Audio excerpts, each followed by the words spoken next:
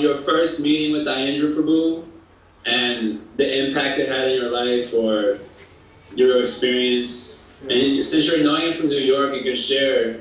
Yeah, actually it's the first thing I put as a note because I knew I had to start somewhere.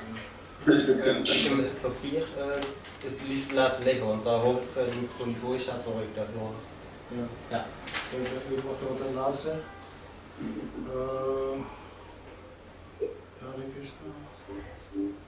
Oh yeah. Okay, I just had to make sure what I wrote on the back. Okay, so we're gonna start with New York. Huh?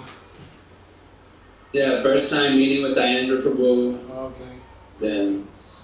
Yeah, I remember, it's a little vague, you know, because when I joined the New York Temple, there were a lot of things going on, but I used to come to the Sunday feast, you know, just for the prasadam, of course, you know.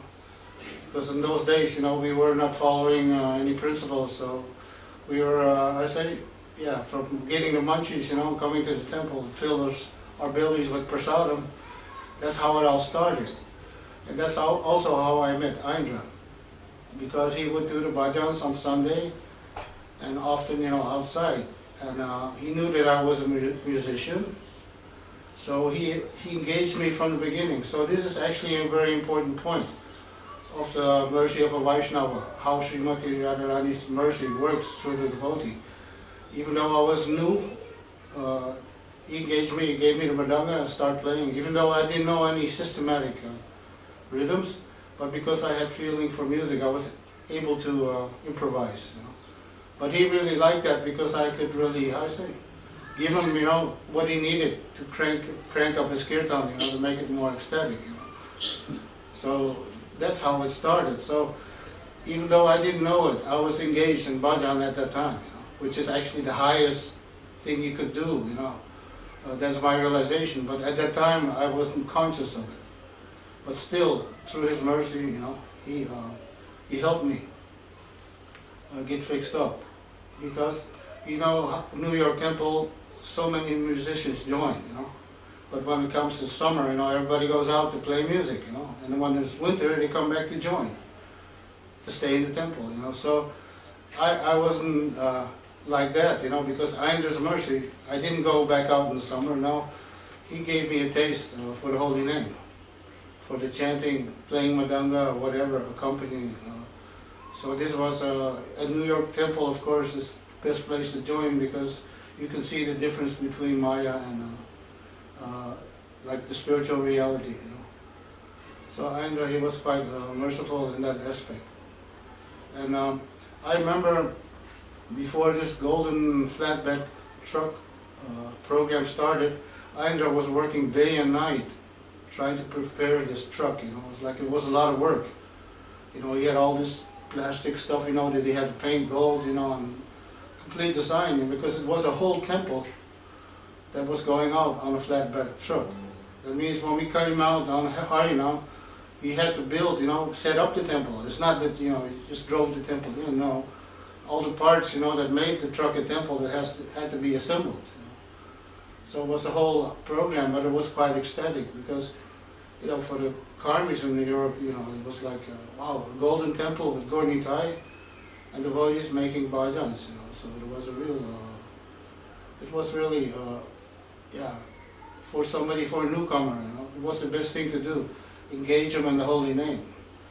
Of course, I was washing the pots in New York Temple also for purifying the heart, to get the humility. So that's also a secret, you know, that one has to know, is that we all didn't become great bhajan singers just by becoming great bhajan singers. No, we did some humble service.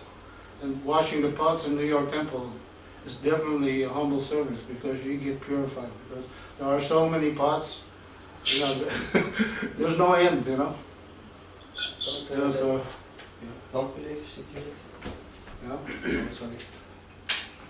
And then, all the time I spent in the temple. But he has to adjust some lights. Anders dicht? Ja, die bed staat in de weg. Je moet de bed een beetje Ik heb verschuiven. Ja, zit hier beschrijven. Shadow, he's getting shadow. Ah. He has to get rid of the shadow first. It's like Raoul who's coming down on me. Yeah, that also makes, well, what's very interesting is that actually how I joined the temple was also through devotee musicians. But not all devotee musicians became like bhajan singers, or kirtanias, it's like not everybody is able to, transform it. So there was a special mercy. Through the association of AINDRA Prabhu, I had that possibility because we had also some things in common. Before he joined the movement, or before I joined the movement, we were both big fans of Jimi Hendrix. One of the great guitarists, and I was also a guitarist, so we had a similar taste for music. So it's normal that if you're going on the spiritual path, you will meet the same, what they call it, similarities. So, when I joined in New York, actually before that I was liberated to become a devotee. It happened already long before that. Because Krishna, Srimati Radharani arranged for me to become a devotee already in '77 when Srila Prabhupada left the planet. Because between '77 and '78, I was supposed to become the guitarist for David Bowie on his Heroes album. And Srimati Radharani completely blocked me from that. I mean, at that time I thought God was cruel to me, but then when I realized, I would have went to hell anyway if I would have continued that lifestyle. It brought me all the way to New York, to AINDRA. And what is interesting, the devotee, actually there was a devotee when I left this group, because when that happened with David Bowie, I left my band in Berlin and gave it up, become a professional musician. So then Jambavan, he joined in New York also, but he was my bass player in Berlin at that time. So he became a devotee first, and through him I met the New York devotees and was able to meet AINDRA. So we see how the mercy is actually there. It's like automatic pilots. Krishna had a plan for me to become a devotee, so New York was the place. After all these intricate, how do you say, curves, and what I had to go through, Of course, I also ran away from, I was AWOL, from the American Army when I joined in New York, so I had no choice to hide out in the temple, And actually, I was on book distribution and they caught me in the Yonkers and I gave my real identity. So what happened was, they didn't want any Hare Krishnas in the army, so they let me go, So AINDRA, when I came back to the temple the same night, I was starving because I hardly ate anything, I mean, there wasn't much you could eat there. So AINDRA said, Krishna is testing you. Everybody who joins the New York temple, they get the heaviest test. Just look at Damodar Maharaj. He also, his parents sent the deprogrammers, they paid deprogrammers for him. But somehow he managed to get out of that, situation by faking it, He was pretending that he was deprogrammed, so everybody started feasting and drinking, and then he ran away. And then later on, he came to the psychiatrist with his parents, and he started preaching about Krishna consciousness. Can you repeat the last, because... He came, his parents brought him to a psychiatrist, or psychologist. Naar een pizza draaien. So? Ja. Yeah, and then what happened was he was preaching to the psychiatrist or psychologist, and the psychologist said, I think you're not crazy, your parents are crazy. So later on, that's how it happened. But then I ended up getting initiation from Harikesh Maharaj because he came to New York at the time. And so I ended up going to Switzerland to get initiated, but I didn't come back to New York afterwards. I ended up staying in Switzerland and in Germany, and AINDRA kept writing letters or telling the devotees to try to get me there, But I met AINDRA in 1986 in Mayapur, my first time in India, and I got the Brahman initiation during that time. And what was funny, he recorded some melodies for me on the harmonium because he knew that of course I'm gonna end up singing bhajan also. So he wanted me to start learning. And then he told me he had a plan to make a bus, like Radha Damodar, bus traveling around India, just doing kirtan. Then I heard somehow Krishna changed that plan, which ended up being the 24-hour kirtan. Because I heard he was doing bhajan every day in the temple at Krishna Balaram Mandir, and some Bengalis, some devotees would participate. And then Korma Rupa, who was my bhakta leader in New York, he was also in Vrindavan at the time, he came to AINDRA and said, actually it was Prabhupada's desire to maintain this 24-hour kirtan. But because of mismanagement, the 24-hour kirtan has disappeared. So I think Krishna has brought you here to fire it up again. So that's why AINDRA came there. But afterwards, he used to write me a lot of letters, or not letters, but notes, to devotees in Germany. Tell Gopinath to come and help me. When is he going to come? And for me, it was difficult because as brahmachari, I was not a good collector. So I was really dependent on the temple to give me the money to go to Vrindavan. Without that mercy, I would never have been able to join 24-hour kirtan. But it all started with desire, because before Krishna arranged for me to come to Vrindavan, I heard some cassette tapes. In those days we had cassettes. So there was a cassette tape of Nitai. Nitai Das, he was singing this melody, that really touched my heart. The famous now, Hare Krishna, Krishna Krishna, Hare Hare, Hare Rama, Hare Rama, Rama Rama, Hare Hare. I think you must have heard this melody before. But when I heard that, I was right in Vrindavan. I was putting Gaur Nitai to sleep, on the altar. So Gaur Nitai, he knew exactly. They knew my desire, because my heart was in Vrindavan, hearing this devotee sing like that. My desire became strong. Before I knew it, I took a plane to Vrindavan. There I was for 6 months on what they call this, a tourist visa. I came with Satchidananda Swami from Germany. But what happened was, my relationship with the 24-hour kirtan became so strong, I had to extend it. Actually, there was only 3 months I was supposed to stay, but I extended my visa into 6 months. So Satchidananda Swami, he came back to Germany alone. So indicating, that my future was in 24-hour kirtan in Vrindavan. But after 6 months, I came back, to Germany, and so much separation from the service I was doing there. Where else in the world can you chant 24-hour kirtan? So then I wrote a letter to my guru, because he was at Nishinga Chalam, Nishingadev temple in Germany. And a god brother of mine, Krishna Das, he advised me, just write him a letter. That's all you can do. So I was cooking for the deities, and I wrote him a letter, stating the 24-hour kirtan, just like Prabhupada. How many times do you find Maha Mantra in Prabhupada's purports? So many times you heard about 24-hour kirtan in my letter. So at one point I gave up, because I know it was a preaching movement, nobody's going to give me a chance, So at one point I got the letter back, and my guru wrote on the same letter.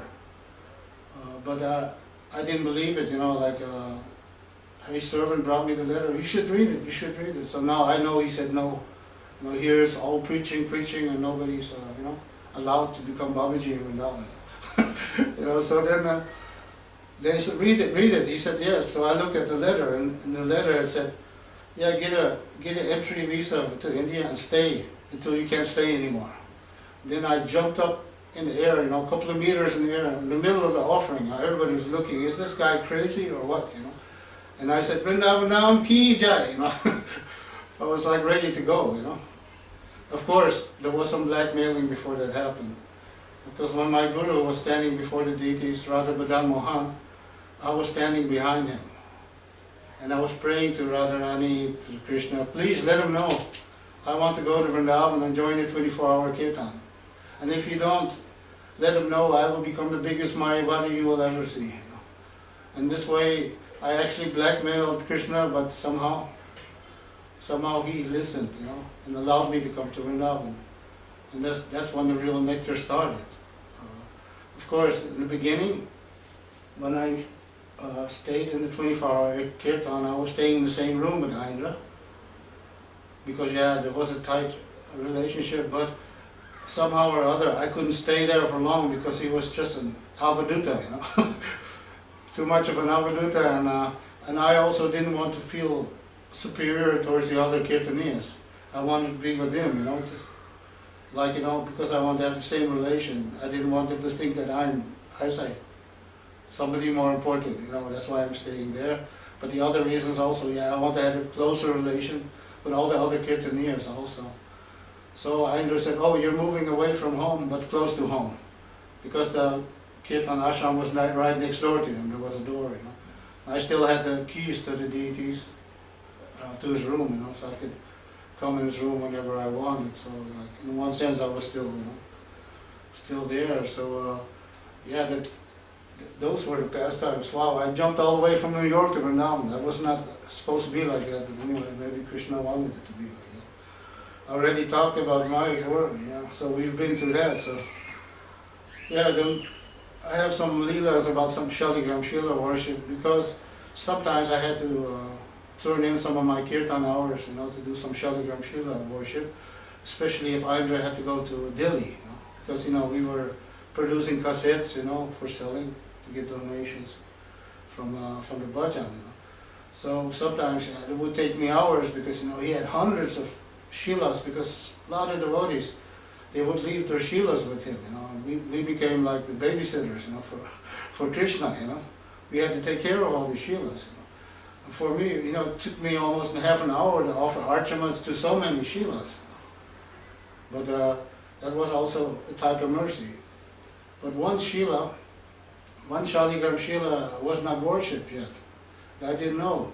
So I offered archama, and then later on, I heard Aindra said, well, if you worship it, then it's your Shila, But then there was another devotee, his name was Premaras, he was visiting Vrindavan. No, it's not like that, It's not like that, You cannot force somebody to accept it. Because in those days I was only into doing bhajan. The only worship I would do, that was kirtan. So that was a short part of that leela, but there was also some more really special leelas I cannot really explain. He had a friend in New York. I remember this Indian devotee, his name was Pradeep. And Pradeep, he once asked me, hey, can you give me this Gayatri mantra, because I need it for my Radha Krishna, I have Radha Krishna deities. And innocently, I didn't have any idea. I said, okay, I'll give you the mantra, I know it. Wrote it down, just give it to him. And then later, I told Aindra about it, Aindra, what he told me?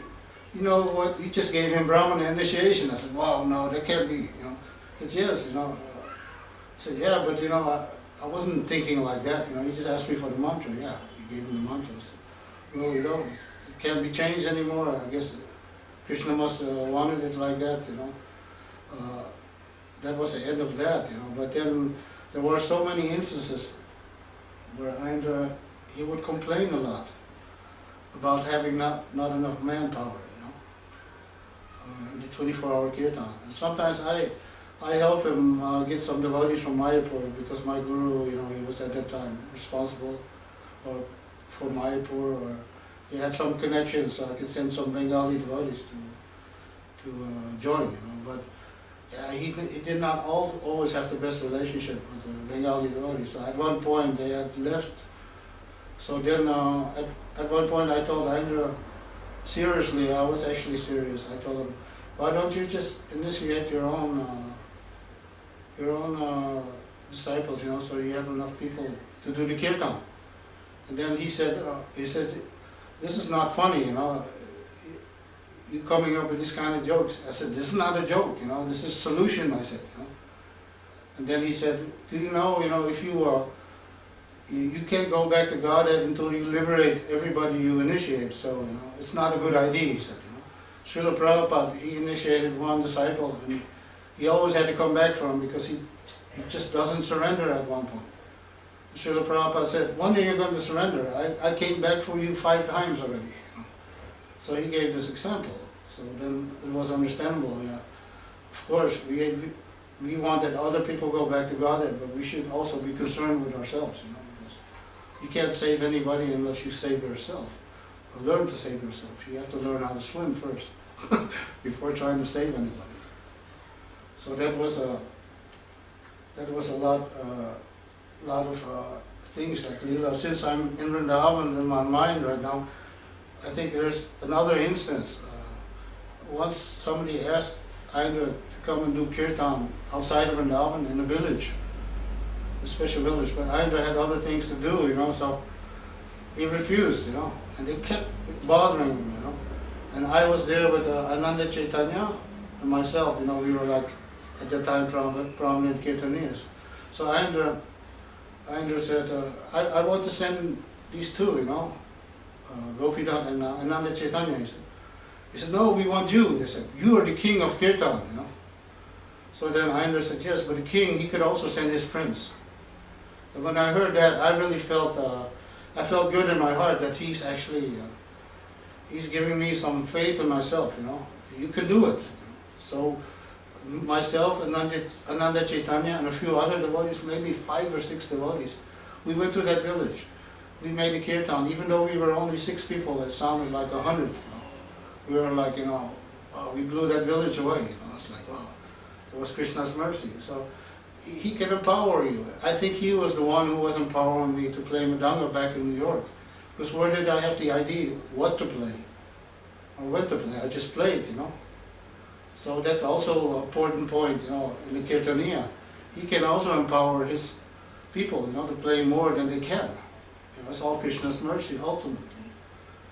And Indra Prabhu, he was quite merciful in the sense that he used to bring me to Harini Kunj.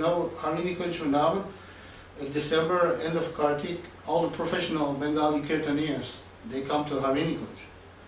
And I heard even Krishnadas Baba, the godbrother of Prabhupada, he used to go there also.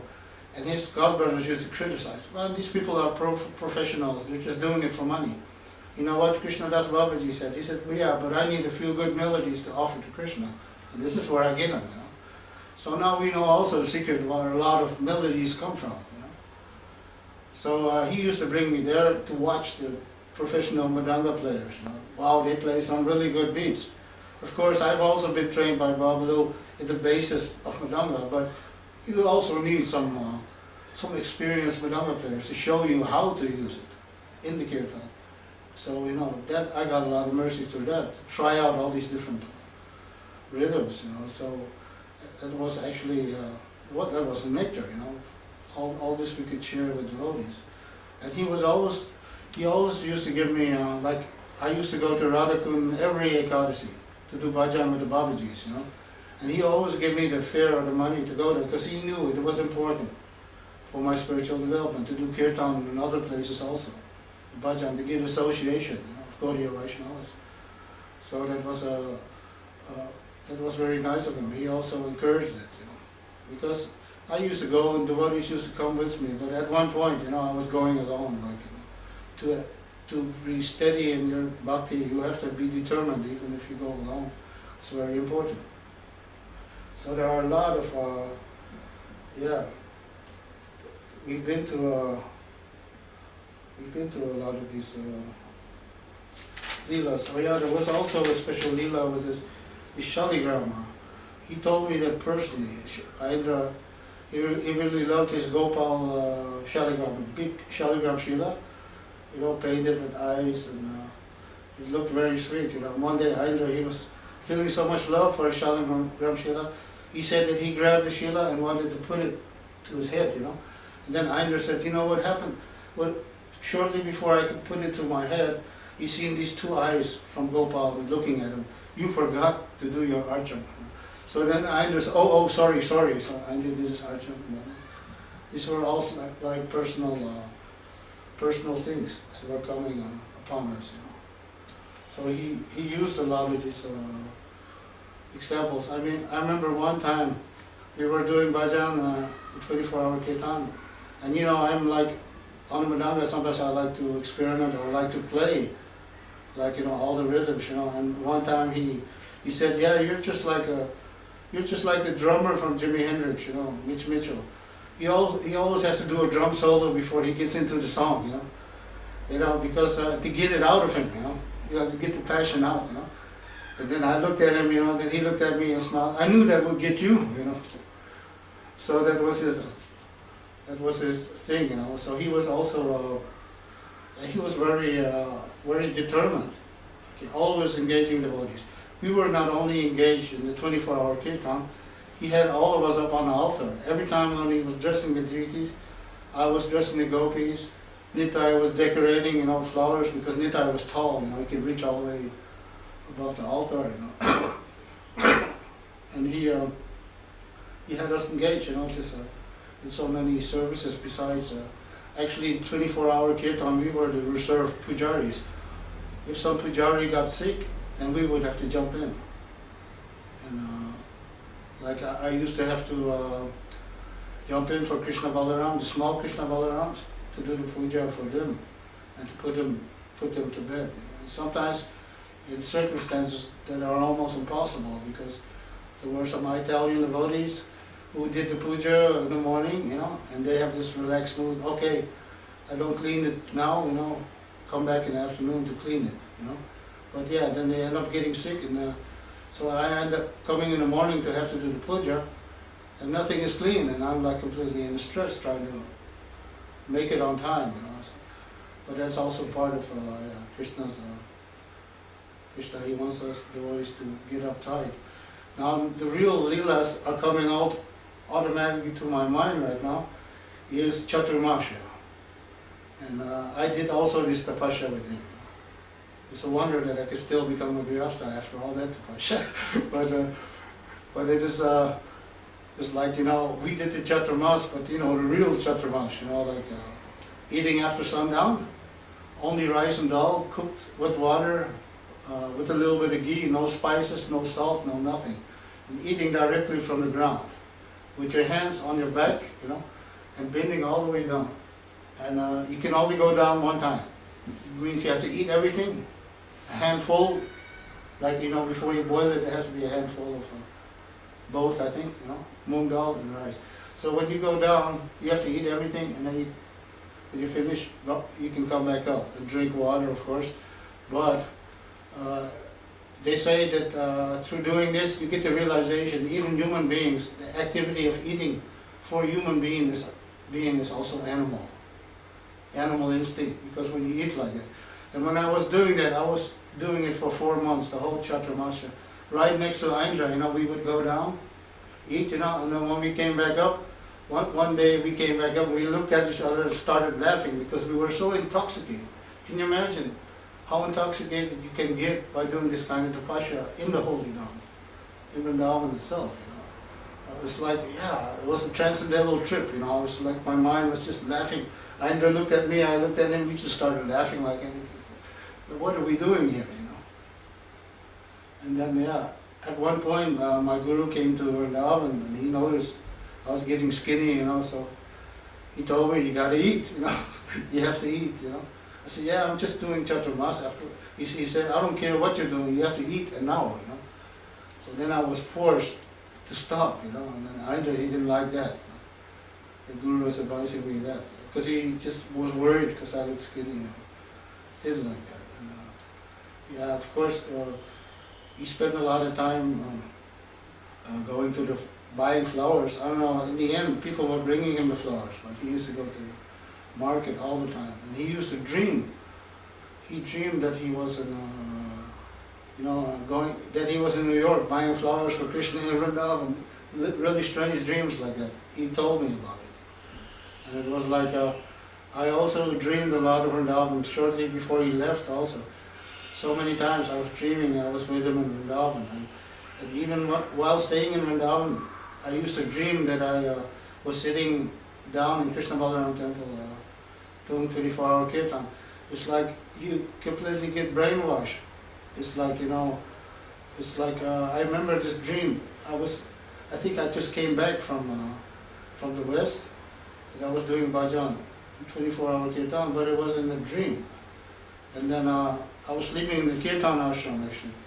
And then I also dreamt that I was on my way trying to reach Vrindavan and afraid to miss the plane or whatever. You know, it was a complete stress situation. And then when I woke up, then I realized, oh, I'm in Vrindavan. Thank God, you know. So, but then in another dream, I was just doing bhajan, and I seen devotees coming from the West. You know how they come to visit Vrindavan during the festival times, you know. And you know that look in their eyes, you know, like their eyes are blazing, you know. Wow, this is like Goloka, you know, like, you know, the first time you come in Vrindavan, you get this, what they call this really transcendental light, you know, that really lets you see this is Vrindavan. Okay, it may last a few days, and then you're back in Maya, of course, you know, but the idea is, you know, to maintain this. You know? So then, yeah, when I was in that dream, I looked at these devotees, and then I was praying to Krishna, please don't let me leave Vrindavan, at least in my heart, you know, because even if I have to leave with my body, at least my heart will remain there. So it's a very important preaching point for the devotees. They should know this is the actual secret. The reason why I spend all those years in Vrindavan is actually to share it with devotees outside Vrindavan. Of course, through bhajan and kirtan. This is the first time I'm actually trying to do it like this in the interview. But this is a very important aspect because I heard about this. Lokanath Maharaj spoke to AINDRA about this, and this theory I had for a long time, but didn't discuss with devotees very much because nobody would understand it. But then when I heard that AINDRA said to Lokanath Maharaj that in a dream he seen Prabhupada because he had stopped his book distribution back in America, and he felt guilty, but he was arranging this festival of India. So Srila Prabhupada came in a dream. He said, don't worry, you know, this what you're doing is also preaching, you know. And in the end, they had this one point which really satisfied me in my heart after all these years having faith in the Holy Man. He said that the best Gosti Anandi is a Bhajan Anandi. And when I heard that, wow, that really hit me really hard. All those years, I was feeling the same thing. One should be absorbed in Krishna before he can give Krishna to others. So this is a logical thing. We are not only Gosti Anandis, we are Bhajan Anandis also. If we go to Mangalartik or any program, this is bhajana. It's not that we're preaching at that moment. No, we're taking care of our own sadhana.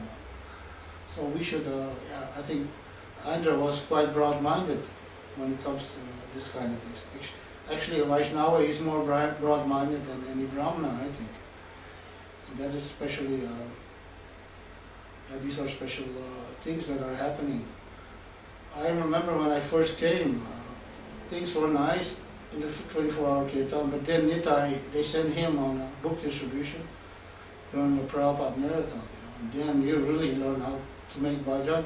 You're sitting alone behind your harmonium, and there's nobody to repeat your Maha Mantra. So there you learn how to stretch in your breath to sing for long periods of time, because you're repeating your own Maha Mantra, and this trains us up, become strong. So if you're not a Bhajan Anandi, how is it possible you're going to have that power? Because it's like a heavyweight training, you know. By repeating your own tune, you're singing double, you know, so you become stronger. Maha Mantra becomes stronger, everything becomes stronger. So when you lead a bhajan or kirtan, of course it's easy, because, you know, people are repeating for you, and you have all the time to catch your breath back. So it's a lot of things, important things that I learned by being in that 24-hour kirtan. It's definitely Yuga Dharma. I remember in 2006 when I visited Vrindavan. After 12 years I stayed away. You can imagine, that's a long time. As soon as I met AINDRA in 24-hour kirtan, he recognized me immediately, embraced me, you know. Asked me, oh, do you still play Mridanga? Of course, and then I played Mridanga for him. It was more like a reunited type of thing, you know. And then what happened was I wanted to buy a Esaraj, you know, but I didn't want to go to Delhi. I just want to spend time in Vrindavan, so I came to the ID. I went to AINDRA and said, why don't you let me just give you a big donation and you give me the Esraj? He said, yeah, that's a good idea. So he gave me the Esraj, he put the money at the feet of Gornitai, you know. And then he said, yeah, I have to look for it, you know, because, you know, it's piled up somewhere, you know, in the storage thing, because there hasn't been any people. You know what, Esraj is like a violin type instrument. I used to play for him, you know, even in New York I did.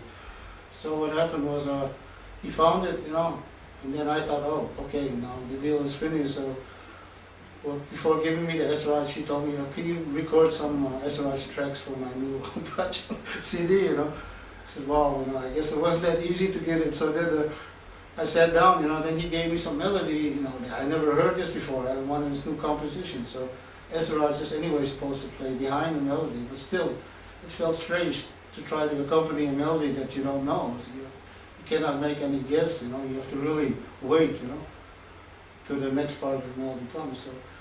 So I helped him, you know, with that recording, and then it was finished. But then again, he invited me up to his room to talk, you know, and he was talking about his Harinam revolution theory, you know, which I was also convinced of. Of all these years, I noticed that the Harinam and the Kirtan started becoming like a background. All kinds of philosophies. Now everybody wants to become big Brahmanas, nobody wants to become Vaishnavas. I said, this is completely Maya, you know. I told AINDRA, you know, how is this possible? You know, Srila Prabhupada translated Bhagavad Gita so that people would, devotees would perform devotional service. And all the other Bhagavad Gitas, they don't inspire that, you know. They inspire you, you know, to go in the Brahma Jyoti or, you know, become Brahman or whatever, you know, but it doesn't inspire you to serve. And what is the best way to serve? You have to ask Krishna, you know, and that was the Maha Mantra, the Hare Krishna mantra. So I told AINDRA, I can't believe this, you know, it was never this way when I joined, you know, why is it this way now, you know?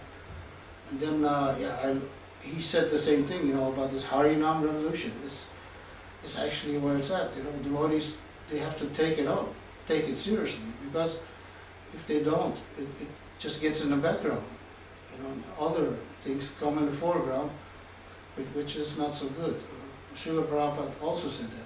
If this happens, there will be no more Hari Hari Bol, he said, you know, and there won't be any bliss. So we have to, AINDRA was really back on this point. He also mentioned that, I've seen it a lot on YouTube. He said, because a lot of people think Harinam doesn't bring any finances or stuff like that, which is an illusion. It does bring the finances, but we don't know how it's bringing the finances.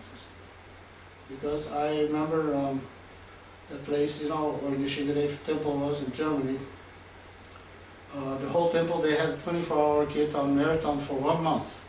Pujaris, cooks, everybody did, you know, and they had to sacrifice their sleep sometimes to be able to participate. And you know what happened at the end of the month? They stopped at the end of the month because they could only do it for 1 month because they didn't have, you know, permanent people who could only do bhajan. So what happened after 1 month? One real rich man came and he gave a gigantic donation to the temple. So we should not think like that. You know, Harinam is always giving prosperity, not only money, everything. It's giving everything. So this is the proof. You know, like, that's how devotional life started. Srila Prabhupada himself started in Tompkins Square Park with cartels, this chanting. That's how the movement really started. Of course, the book distribution came later, but we're talking about the start of the movement. This is the ABCs of spiritual life. This is our real love. We have to have faith in that. This is what keeps us strong. Doesn't matter which ashram you're in. You have to take faith in the holy name, because that philosophy is not it's not going to get you there. You have to become humble. You know? AINDRA, he had this humility, you know, that I know. I mean, sure, he could become angry and this and that, you know, but he did have humility, because I remember when we recorded Chintamani Nam.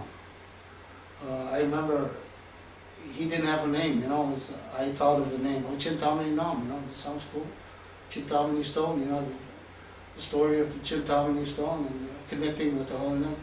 So he accepted the name.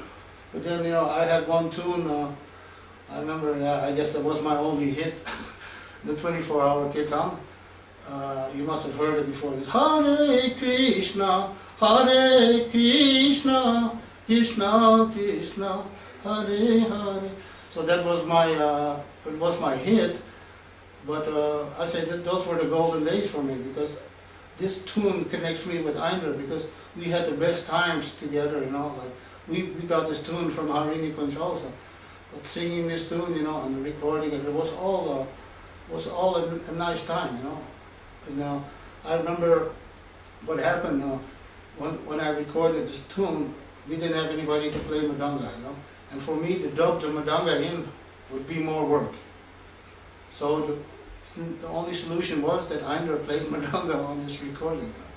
So I said, wow, he's playing Madanga, and I was like, this is quite. I felt obliged, as well. He never played Madanga for me, But in this case, he did, But I was always happy to play Madanga for him, all the years, also in New York. So this is also to show like a humility, devotees, they do everything, to help each other. And he definitely helped me, with this path, on the 24-hour kirtan. And I remember there was also a time that I also had to sacrifice maybe some hours, 3-4 hours of my kirtan time to cook for Radha Shamsundar and Krishna Balaram and Gaurnitai. But the only reason I did that, because I felt sorry, because at that time Bhuvaneshwar was a cook, and he was just starting out, and Bhuvaneshwar had this kind of diet or whatever, so he was cooking for Krishna, in a diet mood. And what was happening, all Mahaprasadam were getting thrown away, and then I thought, wow, this is going too far, I'm feeling guilty that I did have to tell him to cook. I said, okay, I will cook one of the offerings, which is the last offering, the offering that doesn't get sold. That's only for the pujaris, and everyone who's doing the service. And that's how I ended up doing that service and combining it. But I would chant maybe 2-hour bhajan before I would go in the kitchen to make sure that my consciousness was clear, because to cook for Radha Krishna is not just anything. I guess anywhere in the world, if you cook for Krishna, you have to be conscious, or Krishna conscious at least. So those times, of course, there was a big sacrifice also in Kartik, because all the mosquitoes, they would, you call them kamikaze mosquitoes, they would try to fly into the ghee, Well, it's at a high temperature, just getting boiled there, And of course, they were biting me also, so it wasn't an easy time. But Vrindavan was always tapasya, hot in the summer, cold in the winter. But somehow or other, we managed to survive. But that's what made the bhajan sweeter. I mean, many times the boys offered, hey, why don't you come to Bombay Temple? You only have to do 3 hours. You live in luxury, But then I thought, yeah, you live in luxury, but not spiritual luxury. So it's better to stay in Vrindavan, do the tapasya, then you can get a real taste for the holy name. So AINDRA, he was also keen on parikrams, I did the Yugala, what do you call this? Yugala parikram around Mathura and Vrindavan with him. And we both went down to see the deity of Durga, which he's seen as Yoga Maya, we call it Yoga Maya, to give the blessings, to be able to continue on this path of bhakti. And of course, he was really absorbed.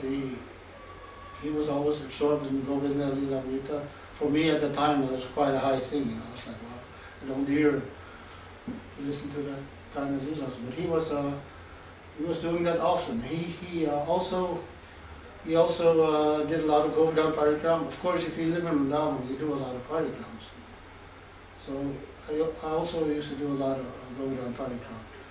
And I remember one of the Govardhan parikrams, I was alone, I think. I had to go there alone.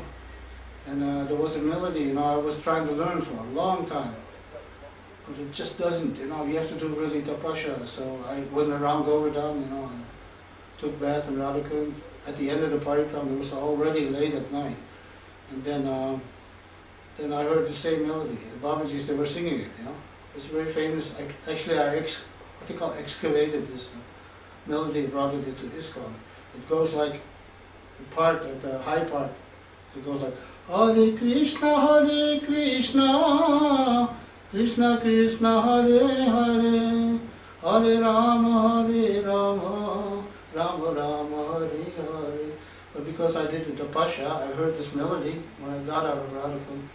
I dried myself off, went back to Krishna Balaram Mandir. Actually, it was very late, but I was able to get a bus, came back, to do my midnight kirtan, 12 o'clock. And then devotee was there. I took the harmonium. I chanted that melody all night till the next morning. And this time, Srimati Radharani made sure I didn't forget that melody. It was a simple melody, but it was sung in such a subtle way. It sounded like a march back to Godhead, the whole melody. That's what made it really interesting. So, yeah, that was all the mercy from Aindra Prabhu, 24-hour kirtan. If it wasn't for that, I would never have gotten any of this. It was like unlimited nectar. And I never knew when I joined in New York that I would end up in Vrindavan. I met Karma Rupa, my bhakta leader, and I told him one day, as a joke, I said, "You're the best bhakta leader. You know why? You led me to Vrindavan." I mean, bhakta leader, you're leading bhakti, So that is, there was a lot of things that were going on. If there are more questions, because I'm sort of losing it.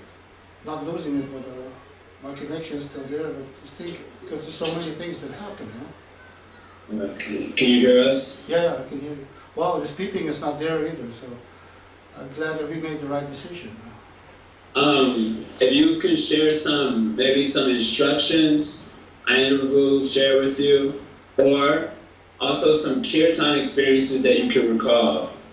Playing kirtan, some that were funny, some that were very grave and serious, some that were harming or health, some type of... For myself or with him? From him? Both. Some kirtan experiences you can recall that being very intense, very funny. I remember I recently told this to somebody, in the temple when I was in Den Haag, doing bhajan, and was at the Sunday feast. And what is weird about this, strange, was the confirmation. See, I was with Ananda Chaitanya. I think he was playing Mridanga, a devotee from Nepal, and I was singing one melody, I think it was one of the melodies that he used to sing. It was like, Hare Krishna, Krishna Krishna, Hare Hare, and then it goes up, Hare Krishna, something like that, And what happened was a little girl came in, she looked really sweet and very attractive, and she was doing like Indian classical dance, And she had everybody's attention. All the devotees were looking at her, And then I said as a joke, to Ananda Chaitanya, oh, maybe she's an expansion of Srimati Radharani. You know what happened when I said that? The bell, from the temple went bang, And then we started laughing because the bell means confirmed, But you know what happened? When I was telling the same story in the Hague temple, they also had a bell. And right when I told that story, the bell went off exactly at the same time, like a double confirmation, Because I said, when I said that, the bell went bang, and then again the bell did the same thing exactly at the same time. When I said it, the devotees, they were laughing and said, how could that be? It's like a confirmation. And these things were actually happening in Vrindavan. I noticed, like a lot of times when he chanted also, was sometimes we would end up in some kind of trance. We lose what they call this conception of time. It's like some kind of eternity is going on. I remember there was a test that I know. The best test was if you did a good bhajan, like if your service was before the Gora Arti. If you had a good bhajan day, then automatically you will lead the Gora Arti. And if you had a bad day, you're not going to lead it. And so if your bhajan went good at the time, then you would lead the Gora Arti. So it was like, of course, Krishna was in control of everything. But I remember sometimes it was I would lead a Gora Artik, but I was gone for about a few months on Brajmana Parikrama, and it was also like that. Now, you know, Brajmana Parikrama was with Lokanath Maharaj, so there was a lot of Radharani Kirtans, and also a lot of Mantra Kirtans. But then it was, when the party came back, it was Kartik, you know, and then somebody told me, yeah, you should do the Kirtan, you know, but somebody else also wanted to do the Kirtan. I said, yeah, but you have to somehow convince, you know. So I felt bad, so I said, yeah, I'm going to the West, you know. That's why, you know, I want to lead Kirtan. So, but they didn't know I was going to the West later, not immediately. But I felt bad about it. It was like Ashwatthama is dead, you know. Sort of, I didn't want to lie. But, you know, the devotees were so desperate because we came back from the Brajmana Parikram. Of course, we wanted to chant Radharani Ki Jai, Maharani Ki Jai. It's logical. I mean, if you come back from that Parikram. So, yeah, we got into it, you know, and then all of a sudden somebody sent the temple president or Kadamba to stop us because we were into the Radha Kirtan. And then I could sense him coming. So soon as he came, I started chanting something else like Gaura Nitai, Krishna Balaram, you know. And when he went, I just started chanting Radha again. Like, you know, I was like having control.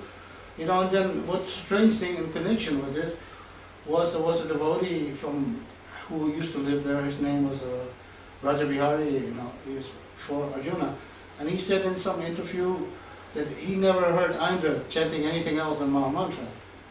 But then I was looking on YouTube and I heard Aindra chanting a Radha Radha Kirtan. What did I do? I took that Radha Radha Kirtan and put it on Facebook just to show them, you know. You're not there all the time, so you cannot know what's going on. You have to be into it yourself. So he was definitely a pure devotee of Srimati Radharani. That's all he ever talked about her leelas, her connection. When I was having a lack of knowledge, because devotees were saying, yeah, Radharani is a devotee of Krishna, you know, like that, you know. And Aindra was saying, no, she's Shakti Mom, you know. She's not less than Krishna, you know. On the higher levels, you know, they are preaching like that. And when I joined New York, the same question was asked, who is the highest devotee of Krishna? I said, Radharani. And I said, yeah, that's true. But then later when I got to Vrindavan, yeah, she is acting as a devotee, but she is actually, she's on a higher level. She is Shakti Mom. She's the internal loving energy for Krishna. And if you want to have this power of the Maha Mantra, it's her mercy you need. And also, so many secrets were revealed in Vrindavan. I used to go to Gopeshwar Mahadev a lot during Shivaratri, and then I learned the same thing. That Gopeshwar Mahadev, he took the form of a gopi to protect the Rasa Leela. He wrote also a lot of songs about Radharani, and without this mercy, we also cannot do anything. And we know we all came out in the mode of ignorance when we joined the movement, so you know that mercy is there for the bhakti. I remember in New York Temple, I gave somebody a picture of Shiva and Parvati, thinking it was Radha and Krishna, you know. And later on I told Baba and Vrindavan about it. That means you became a Vaishnava through the mercy of Krishna, mercy of Shiva, which is the best, because he's the greatest Vaishnava of all. So that is also a great secret in the bhakti path. Radha Tattva, Shiva Tattva play a big role on bhakti, but not everybody has this knowledge because it's very confidential. How to connect this with bhakti, because we have an impersonal understanding of these things. But I tell you the truth, as devotees we need time to focus, because I never knew I would end up in Vrindavan, that's for sure. And when I joined the New York Temple, it took me a month before I realized that it was Radha Govinda that was on the altar. Before that it was completely Brahma Jyoti, a lot of colors, a lot of shining, you know, it looked all nice, but I didn't see any Radha Krishna. You know? It took me a while before I came out of it. So we have to be, we have to admit our, like, you know, I remember some devotee, he gave me, what do you call this? It's called, you know, that they offered to Krishna, this oil, you know, scented oil, you know. And devotees left, you know what I did with it? I took the scented oil and closed one nostril and sniffed it, you know, like it was drugs or something, you know. They were laughing, you know, but then I realized, actually, we have to be desperate, you know, just like somebody who's desperate, somebody who's like, you know, hooked on it. We have to get hooked on Krishna like that. Because he's taking us out of the, like he took me out of these hellish streets of New York, you know, somehow or other. You know, so many people, you know, but not everybody gets that. And directly next to Indra playing Madanga, right, as a new devotee, actually a bhakta, you know. And this is quite unlimited mercy. We cannot, we cannot grasp it. When he was on the planet, we cannot appreciate. But when somebody leaves, then immediately, I was very shocked, of course, to hear about 2010. You know, I was just putting something on YouTube, you know, from Kirtan, and then some devotee said, "Oh, sorry with your loss," you know. And I said, "What are you talking about? What loss? I didn't lose anything," you know. And then later on, I heard the news, you know, and I was devastated. I was on my way to Bali, you know, and then when I was in Bali, we also celebrated a lot, spoke a lot about the Indra Prabhu, you know, and his Baba mood, you know. Definitely he was in that mood, what we call the Baba mood or whatever you want to call it, you know, Bhajananandi. I remember once he asked me, would you like to manage the 24-hour kirtan so that I can do my bhajan, you know, just get absorbed. I said, I would like to, but I'm not that kind of, a manager type of person. I'm also into bhajan, you know. It's like, it's very important. Your own bhajan, your individual bhajan plays a big role, even as a preacher. You know. So it's very important to cultivate that. But one thing for sure, he did give an example of the Yuga Dharma. And of course, he also distributed books, you know, and he did the service, you know, in the West, and I was amazed that he stayed in Vrindavan that long. I mean, I was there for some time, but you know, the time just went by so fast. Because there you don't have any conception of time. In Vrindavan, you know, you only need to sleep maybe 2-3 hours, that's okay, you know. Try this in the West, you'll be dead, you know. It's like, you know, but there it's like that, you know, sweetness, you know. If it wasn't for this 24-hour kirtan, what service would I do in Vrindavan? I mean, you know, I would be afraid to do any service, and all the reactions you can get. Don't chanting the holy name, you know. It's like, you know, it's the only thing you can do where you actually feel safe. You know? Srila Prabhupada said that, you know, in the songbook. Nam Bhajana is the safest position in this world. You know? It is safe, you know. When you go preaching, then you take risk, you know. But bhajan itself is, it gives you a feeling of safeness. I haven't been that long. But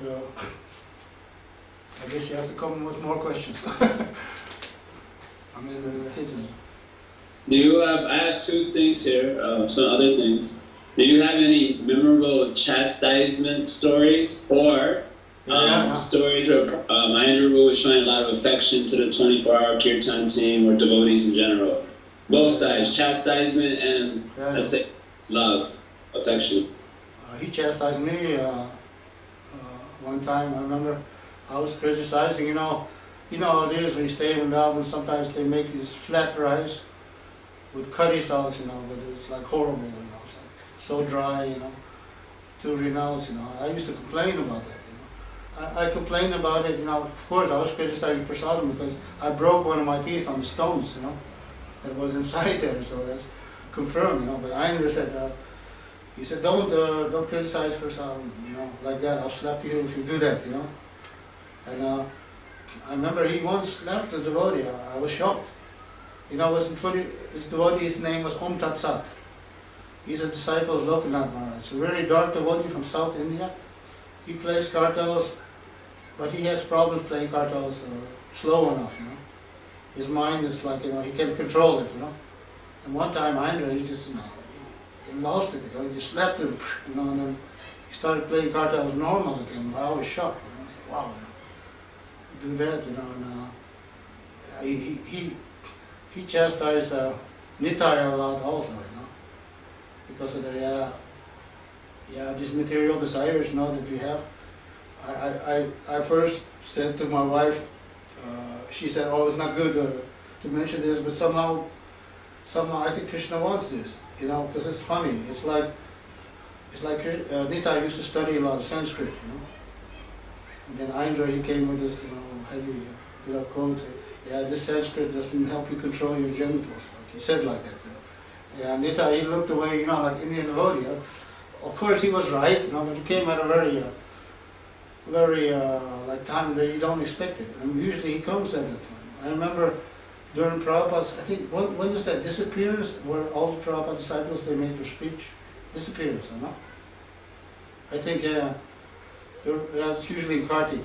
So during the disappearance, I heard like that Ayindra, he came up, and he said, this was really heavy, I mean, I don't know how he came into the subject matter, but he said, Srila Prabhupada said to the GBC, he said, the difference between me and you is if I walk into a room full of pretty naked women, I don't get agitated.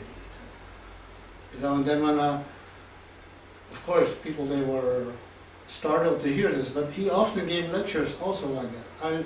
When I joined in New York, he once said, that when you become a Grihastha, it's just like perversion of you want to be Radha and Krishna together.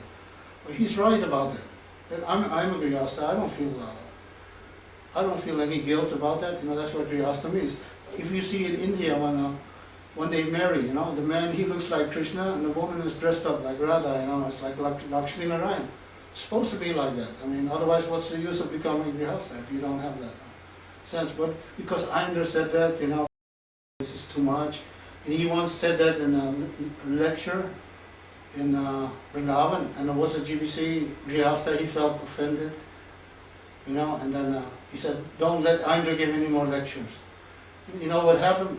That devotee, I heard, he fell down anyway, and Ayindra was giving lectures again. So, Krishna arranges for that, Of course, there are some harsh moments that I experienced that had also influence on my life. Ayindra, he once called me into his room. He said, do you remember in New York there was a devotee? His name is Fukreshwar Pandit. He was a temple commander at the time. So I said, I remember. Yeah, well, devotees, they wrote me a letter to ask me to forgive him. And I said, forgive him for what? And then Ayindra told me what he did. And I wish he never told me this, because it also had a bad influence on me. Of course, that influence is gone now. But what happened was, he said he had some special wood, he was saving to build a stage, flatbed truck, the golden stage. I think it's called, but you can cancel it. Can gewoon up, And there was a flatbed stage program. So Ayindra was saving a lot of things. What Fukreshwar Pandit, he threw it in the dumpster, And then Ayindra, he knew about it, he went to the dumpster to pull it out, And then Fukreshwar Pandit came, feeling guilty, because Ayindra is, pulling this wood or whatever was out of the dumpster. And then Fukreshwar Pandit became, aggressive, like start pushing Ayindra on his chest, like bullying him, pushing in his chest, and then Ayindra, he became angry. He took his Brahmin thread, and he said, I'll curse you that you don't have any position again, in any temple, And then, and that was the end of that story. And then later I heard, his wife left him, he went completely down, And I think Ayindra forgives him because, he's a Vaishnava, definitely.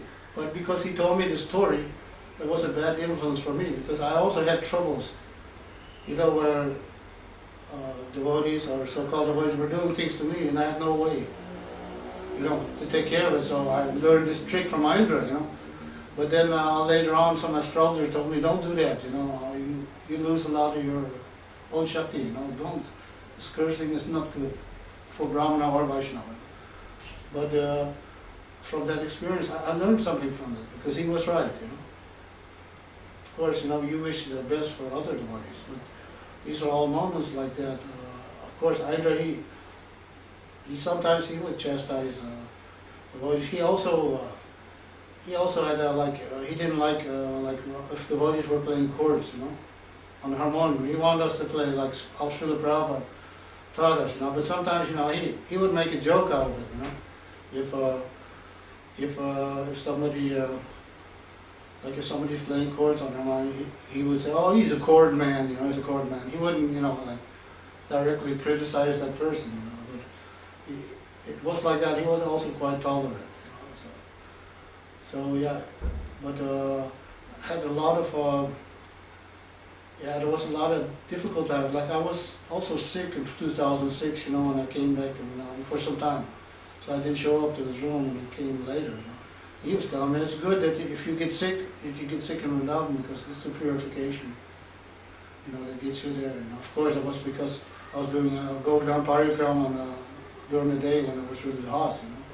The sun really kills you then, you know. But yeah, he was very, I remember there was a Babaji from, what's this place, you know, where Ram Bhumi, you know, the place where Sri Ram was born. He came all the way from there to meet with Indra, you know, asking him for this present and that, you know. Fortunately, I had a box of sweets, you know. Didn't know what to do with it. And Indra didn't have anything to give him, so I give him this, you know. So I was happy I could help him in some way, you know, because that time in 2006, his whole room was full of devotees, you know. They were all, it was like a reunion. I remember Ram Roy, he called from New York, you know, and you know, he was, I talked to him on the phone, you know, because I was still busy trying to lay down some Esraj tracks for him, you know. And then I remember I asked Indra, is he still doing the pig, you know? Then Indra said, we don't call it the pig, it's Sankirtan, you know. You know what I'm talking about, selling the stickers, you know. And the devotees, they used to give a slang name for the pig, was just not good, it's actually. You're collecting money, you know, for Krishna, so he was very, he was very conscious of that. He didn't like it if I said that. It was small things, you know, like he used to eat this, what they call sulfur, you know, the black salt that they eat in India, but it smelled like eggs, you know. And then, you know, one day I came in, I said, you're eating this egg salt again. He became angry like anything. It's like, oh, he took it like seriously. Because I reminded him of eggs, you know, something like that, you know. But he was always, yeah, he was always organizing everything in such a way that it would work out. He would tell me sometimes, yeah, I hear you down there chanting, because sometimes he was really busy, you know, with his worship, you know, altar. I seen that all when he was building his altar. He was like really into this. But once he does something, you know, he sticks to it till it's finished. That golden temple, that flatbed truck, I don't know, it took him months, you know, before he could get it to work, you know, and put it together. It was like, it was all, but yeah, he definitely, he would chastise. I mean, you know, when the time was needed. I remember he chastised Nitai one time. It was really funny because this is a special lila, you know. I also found it strange. One day I heard Nitai, you know, every day he sits behind the harmonium, and you know what does he sing? He says, Hare Krishna, Krishna Krishna, Hare Hare, Hare Rama, Rama Rama, Hare Hare. That's all he would sing, you know. And then Indra, one time he asked him, why are you doing this? Yeah, I want to, you know, just chant pure. And all these ragas, you know, they are making me too much for my mind, and you know.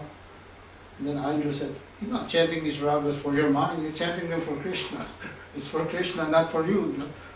So then finally, Nitai is singing his usual, you know, routine, because it was also getting boring. You know, this guy can sing some nice tunes. Why is he doing that? You know? Why is he only singing this one melody? You know? So yeah, Indra, he was always, he's always arranging things, you know, according. Yeah, so it fits together, like, you know, a lot of times he would tell Nanda Chaitanya, give the Madanga to me and you got to sing, you know, because he was better at singing at the time. You know, or, yeah, a lot, when I joined the 24-hour Kirtan, he noticed I like to sing, what do you call it, Rag Malkuns, it's like the pentatonic, you know, like blues, raga, you know, that's where the blues actually came from, you know, so he said, okay, we put you in the evening and the night because I know you like to get into this type of chanting, you know. So like he was always taking care of it, and we also cooked our own feasts a lot in the ashram during special occasions. Yeah, he was really. I remember once I made some fried noodles for him, you know, like because you know I'm coming from an Indonesian family, so you know there's Asian type of cooking, and I said, well, this is 10 times better than spaghetti. He said, like, you know, like. It's like, you know, of course, I tell the devotees they were insulted, you know, they were thinking, no, this is the best. They would, you know, they would argue, no, we're the originals, you know.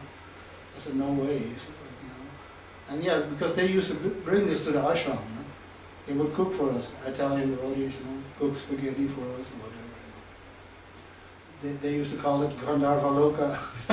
You know, the devotees would come there, you know, and take good care of us. So yeah, definitely.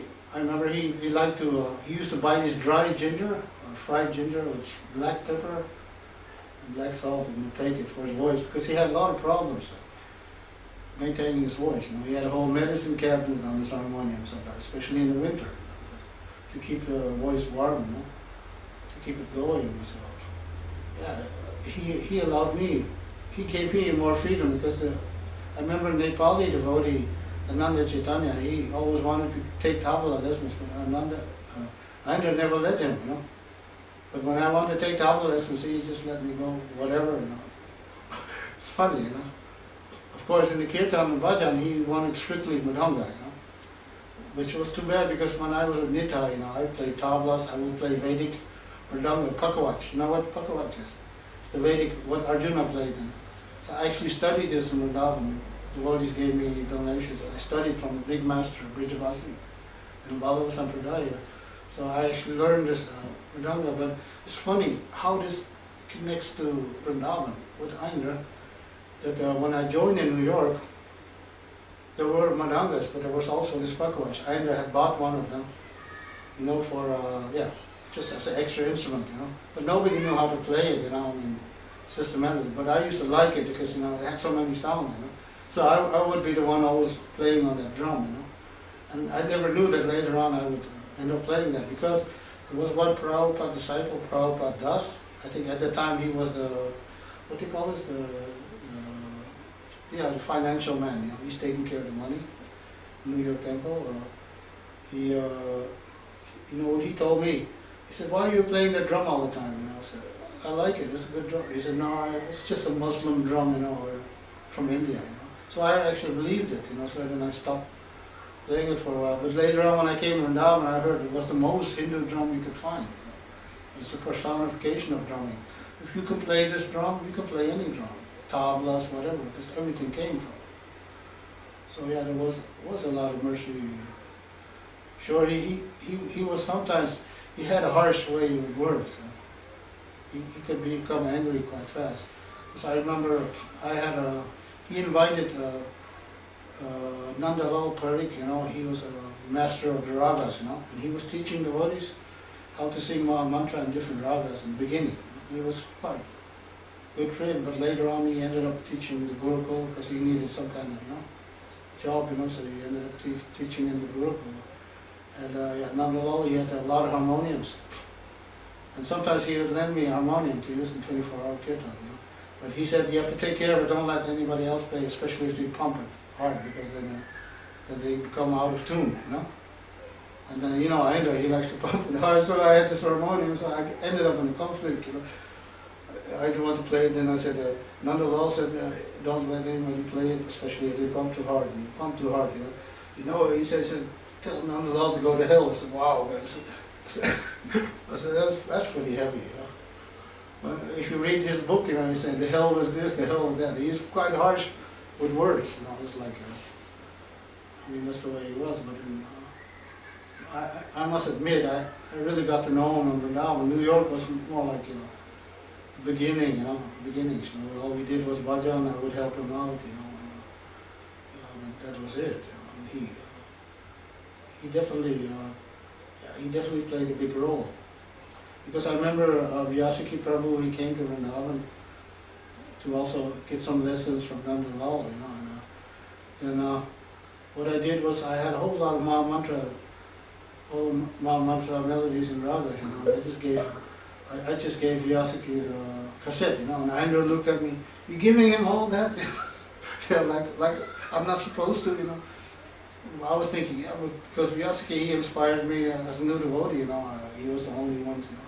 Him and Indra were the only ones actually who were doing kirtan, you know. So, you know, I felt I owed it to him, you know, but I guess Indra didn't see it that way, you know, because, you know, I gave him all these melodies, you know.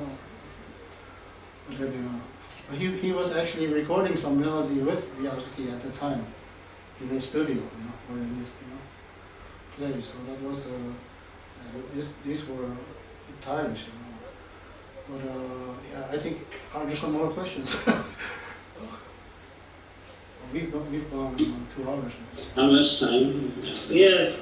We have what, 2 hours, right? 2.5 hours? 2 hours. Okay. What time did we start? Uh, I think almost 2 hours. yeah. Yeah, so can you share some stories about how Ayendra Prabhu cared for you or for the other men on the party or just other devotees in general? I know devotees would go to Vrindavan to leave their body. He would even chant for them, various things. Yeah, but Can you share some pastimes how he cared for devotees? Yeah. That was our service. If somebody left their body, Ayendra would go up, you know, we would go to the room and chant for them. So in this way, he did. That was our service to take care of that. And yeah, he took care of the devotees because temple, you know, temple would only give us prasad, you know. The rest, like soap and whatever we need, we had to get from Indra. We had like our separate income. That's why we were selling all these cassettes and stuff, you know.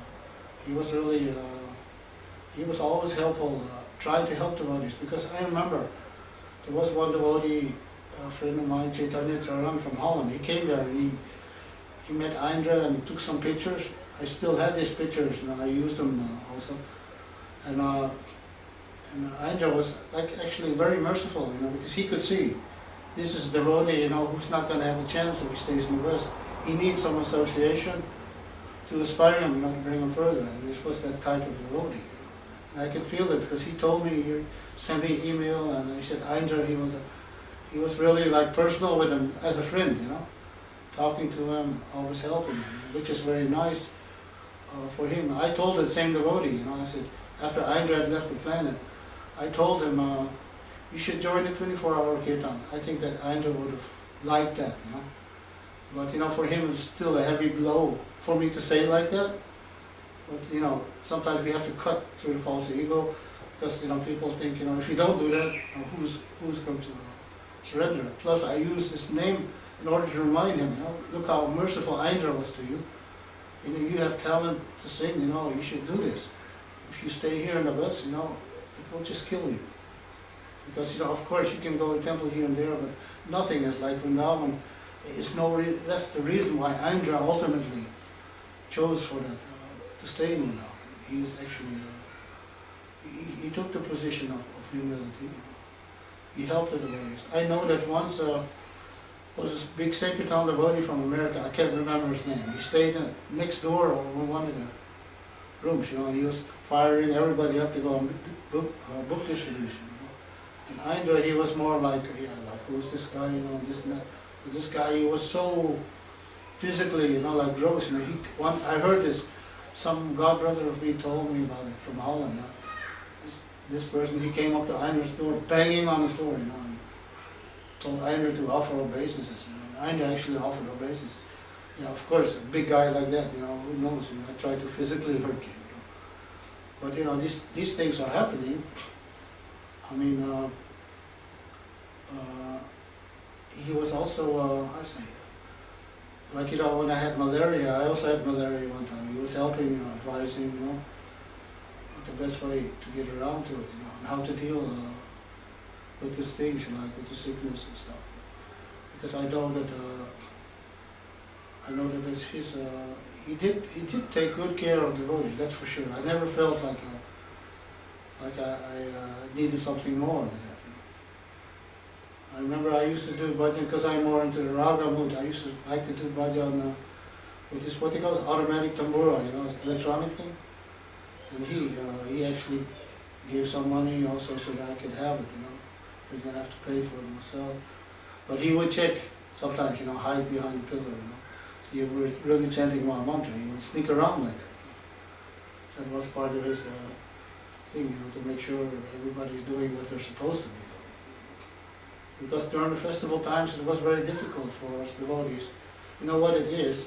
So many devotees come from the West, and they all, you know, they want to associate with you, you know, and we have a responsibility of the kirtan service, and that can become, I say, not a good combination, because you have to tell this about come with me and we do some bhajan, because otherwise I'm going to be late, you know.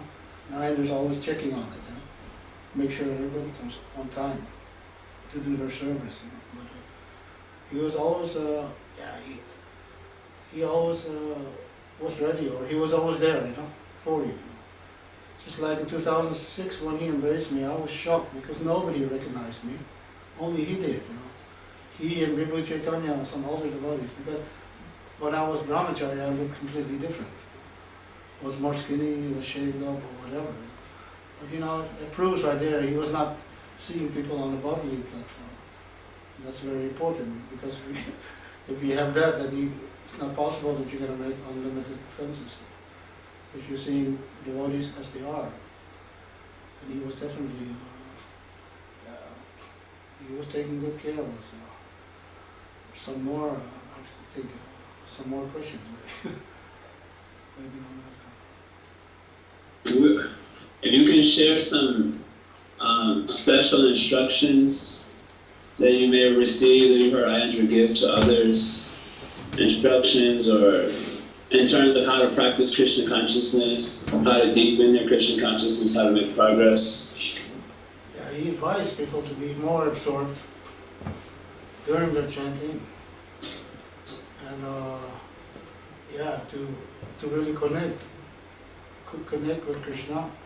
He didn't like some devotees, they didn't take the holy name very seriously or something like that, because he mentioned that a lot, that there's no bliss, it's all dying out, you know. He said it's because people are not taking the whole name very seriously. They're doing a lot of other things, but not that, you know. So I remember it was I think on Janmashtami. That was the last time I think it was Janmashtami, the last time I spoke with him, because I left Vrindavan afterwards. I remember I was on my way home, you know, they did bhajan till 12 o'clock or something, midnight. I was on my way back to the ashram, you know, where I was staying. And then I was with my wife, and then he called me from a distance, you know. He said, "Hey, Gopinath." I said, "Yeah," you know, and then he looked at me seriously. He said, "Keep in touch," you know. And I thought he meant just keep in touch, you know, write a letter or stuff, but actually it meant more than that. Actually, he meant keep in touch, you know, with the kirtan, the bhajan, and the continuation of this. Because I remember when I met him in Vrindavan, he also saw my wife, you know, and he said to me, "Your wife can live here, she can stay here, she's qualified to live in Vrindavan." You know, immediately I realized, oh, he wants me to take up, you know, the 24-hour kirtan again. You know. Because of circumstances, I'm not able to do yet. But Krishna has having some retirement plans for me to actually be able to go non-stop again. You know, as far as kirtan is concerned. But he was always ready for this kind of experience. It's like he was telling me, keep in touch means much more than just keeping in touch with him, you know, or whatever. He said, the continuation of this, preaching this further, because somehow he is also not very happy about the situation, how it is. That's why he said a revolution is necessary. He says revolution is going to take blood, he said, you know, sacrifice. So that's what he's doing. You know. Trying to look back, you know, what is difficult, because we spend so much time doing bhajan, kirtan. Sometimes there's not much time to get into any discussions, you know. But he did take the time, you know, whenever there was time, because he was also busy with his worship a lot, you know. But he was very in the service mood, you know. If devotees came, they needed harmonium, he would go all the way to Delhi to help them buy harmonium and stuff like that. You know, he went out of his way, you know, to help devotees. Even the harmonium I have now, he helped arrange to have it custom made, you know, so that I could have the same sound, you know, the simple bhajan sound, like this high tune, you know, like what he used, what they call double male, very difficult to find. With German reeds, especially German reeds, are difficult to find. And he had arranged, that the devotees would make one so that I could have that. So he was concerned. He was always ready to help others, whatever situation it was. And trying to look back, trying to focus. There were so many. See, when you live in the 24-hour kirtans, when people coming and going, that's what makes it difficult to fix on. I mean, there are people who stay for some time, but they go, and you're staying there. It's like so to try to connect to some of these, things. I remember he even arranged that we had a heater in the kirtan mandal, because in the winter it definitely gets cold there, and it keep us warm during the winter. In the summer, there's nothing you can do. You just sweat it out. But he was very. I think it was also difficult for his bodily health. Because I remember last time I came in 2006, he had an air conditioner. But all those years before, he didn't have any of that. So especially it's a tapasya, to try to live like that. But he was fixed on his goal. Because I think he helped many devotees. When I went to Indonesia in 2010, they had a whole program about, I had a big picture of Vyasa son, Aindra's picture on it, and they asked to give a lecture about Aindra, like that. So he has reached the world, because he once told me, because I had to deal with all the critic, with devotees. They come to Vrindavan and, oh, you're just here like a Babaji, why don't you come to the West and preach and this and that, So I told Aindra, I'm sick of hearing this, what do I say, And then Aindra said, one Maha Mantra goes, that you chant here in Krishna Balaram temple, it goes 5 times around the planet. So who's talking about that you're not preaching? You're definitely preaching, you're reaching out. And how is it possible that everybody knows his name? So he must have been preaching, He wasn't going outside of Vrindavan, still he's heard all around the world. So it's more of a misconception. Like he said, best Gosti Anandi is a Bhajan Anandi. So it's logical. I don't think you can be a Gosti Anandi without being a Bhajan Anandi, because what are you going to give to the people? You also have to have something to give. So if you're not absorbed in Krishna yourself, then how can you give it to others? So that was his main philosophy, and he was very very strict about it. During recordings also, sometimes he would he would chastise. We would come late, or not show up for recording. He would chastise that. Me and Nitai, because sometimes me and Nitai, sometimes we take a rickshaw to Lord Basar, while he's supposed to be recording. He would really get angry at that, and that was his thing. But during recording, because he was sort of like, what do you call it? Like the producer, he wanted you to do this in this way. He didn't give you much, what you could do yourself. But I learned a lot from it, because now I'm also recording a lot of CDs, and then I thank it to him, how to. Of course, I have my style, but how to make a melody your own melody, because if you're just imitating it, it just becomes boring. That's the reason it has to be so much knowledge, of creativity. And this he had quite by ear. And of course, he had a lot of trouble with his voice. He told me that I had a fantasy. Sometimes I fantasize that I have a real good voice. He said, because sometimes my voice is sounding so down, that he fantasized it, to keep it alive. But somebody who was busy with spiritual life, they could hear it. Just listen to any of these Babaji's and Radhakund, it sounds quite good if you can hear the spiritual aspect. If we hear the material aspect, you just hear loud clashing kartals and, somebody, some Babaji carrying a tiffin, out of aluminum, dented, it looks like cold renunciation.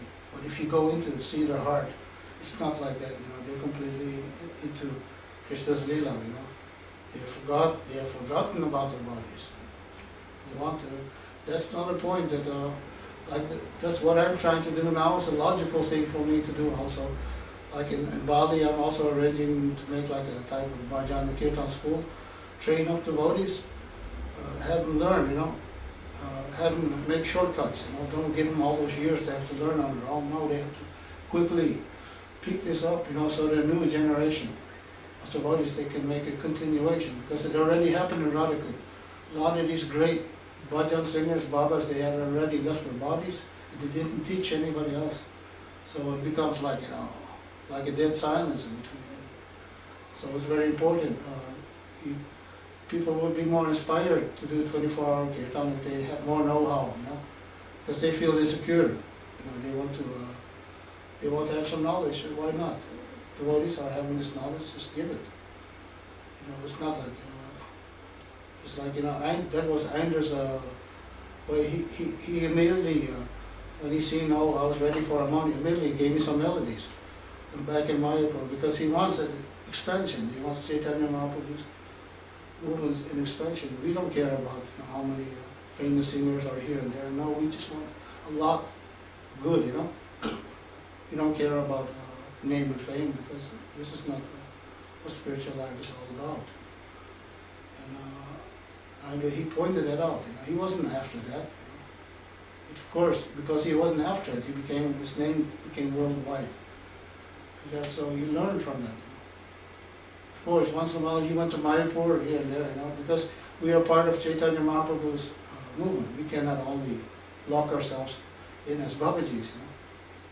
That's the only reason I'm also making CDs. It's not just to promote your own music. It's try to inspire people. They hear a nice madanga with a nice melody and the combination is nice. They want to learn this. We should be doing that. Kirtan, bhajan workshops. Get people to focus. That's how Aindra was also. He wanted people to have a special, this beat, that karta, because otherwise it just becomes like Brahma Jyoti, you get kirtan. Sometimes it works, but sometimes it also doesn't work. So we have to stop and look, so try to create a future. Because what's the use of a lot of devotees, they say, yeah, we need you for this and that, yeah, but you're going to also need somebody in the future when I'm not around anymore. So, better prepare for that. Try to help out, try to get some newcomers, some new, because, if everybody is just doing bhajan and kirtan just for name and fame and show, then definitely will die out, because you can't get a taste. It's artificial. It's just like on Sankirtan, everybody's sold books before. Okay, everybody knows there are only two ways, through bhakti, through your heart, and you can do it for many years. Just pray to Krishna for him to take the book. But in other ways, to have mental power to force that person to take the book, that's also there. And some have that power. But how long can you do it for? At one point you'll burn out, the mind cannot take it. And bhajan and kirtan is also, it has to be in a natural way. It has to just continue, non-stop, like a kirtan machine. That's what I would like to call us 24-hour kirtaniers. We are just machines in the service of Krishna. You turn us on and we just keep going. And the meaning is not to turn us off, of course, but that's what we want. We want this eternal feeling. Because it's not necessary. Okay, I spend years on the Vrindavan also, but if we have the same bhakti, we can go in any temple and sing for Krishna. That's how we learn. We don't need any. In the beginning, it's better to not have any public. Just have Krishna as your public. You will get purified faster because you're singing alone for Krishna. And that's there, And of course, preaching. Preaching is also important. Andrew spent also many years before he went to Vrindavan. He was doing a lot of preaching, a lot of book distribution. We all have been doing that, but we should not forget our bhajan. Because if we are going to preach and don't take care of our bhajan, then our preaching will become weak. Because for me, the only reason why I'm surviving in bhajan outside of Vrindavan, because I meditate on Vrindavan. Okay, now we're talking about Vrindavan, but through bhajan and melody, you can easily just continue. That's why I see now, sometimes I feel I'm running out, or I have to get you to ask questions. Why? Because this is not the natural process. The natural process is actually Harinam. That goes non-stop. Why? Because if you speak about Krishna, only the name Krishna is spiritual and the other names, other words are still material. But when you chant the holy name, there are no in-between words. So maybe that's the reason why it's difficult. It is difficult for me also to, of course, I'm going to try it, but we are planning for much longer than this. But, but sometimes, yeah, depending on Paramatma, if he flashes another, what do you call it? Like Dhritarashtra, Kurukshetra, another film comes in my mind. But they're definitely unlimited. I guess it depends on the questions. Oh, I don't hear you. Do you have any? This just came to my mind. Do you have any melodies that Ayendra Prabhu sang that you particularly remember touched your heart or? Yeah, especially the last ones. Wait, one minute, I can grab my harmonium. I've seen many of your videos. Yeah. Many of your videos on YouTube, so you can maybe sing some of the melodies of Ayendra Prabhu that really touched you. I'll sing the last one because that's the one I associated with them for the last. 1 minute.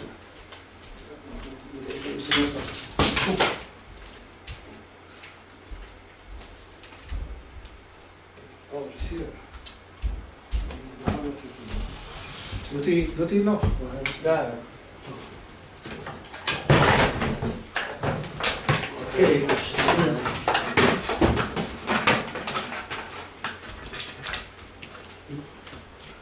Yeah,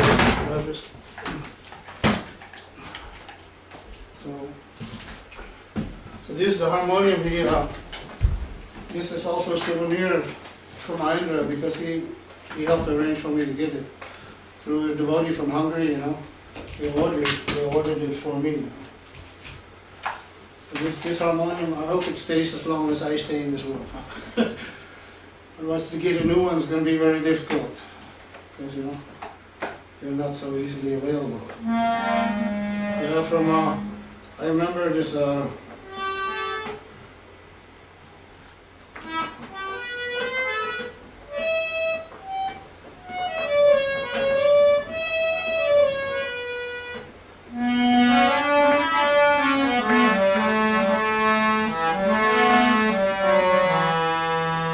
This was the melody he wanted me to play SRH for, Actually, I picked it up at one point.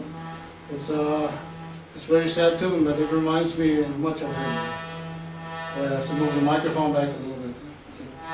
It's like Hare Krishna, Krishna Krishna, Hare Hare, Hare Rama, Hare Rama, Rama Rama, Hare Krishna, Krishna Krishna, Hare Hare, Hare Rama, Rama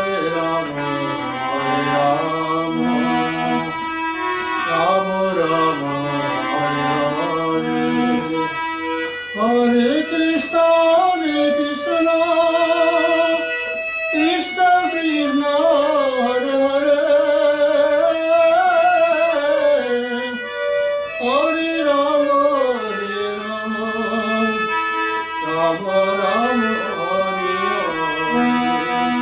Hare Krishna, Krishna Krishna, Hare Hare, Hare Rama, Rama Rama, This is one of them, the melody that, when he used to take me to Harini Kunj, actually this was from Chintamani now. Actually, this is the most connecting melody, I think, to Ayendra and Vrindavan. Because I don't know, this melody is like magic. I don't know, it's like, I can sing it short. Hare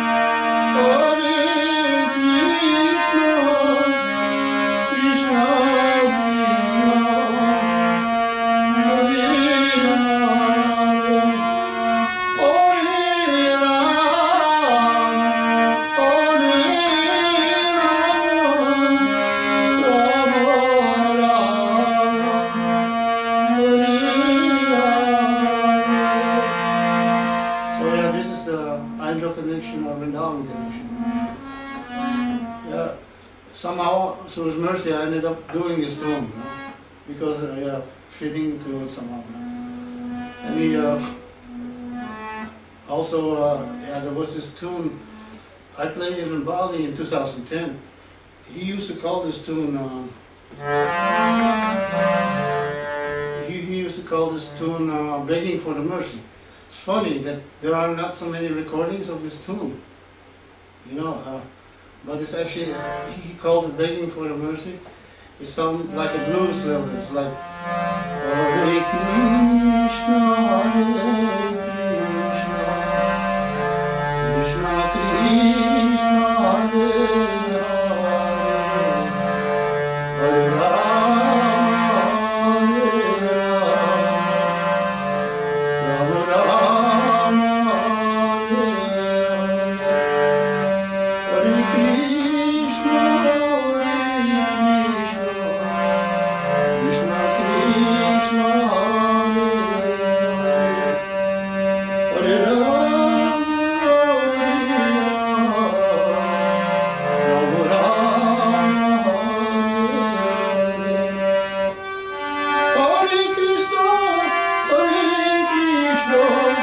Krishna Krishna, Hare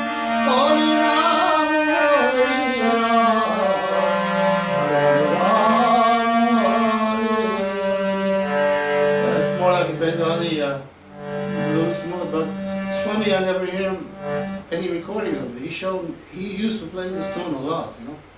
It's a very sad tune because it's like, he says, he even explained it to me. It's like, this part is like, Hare Krishna, means, oh Krishna, please give me your mercy.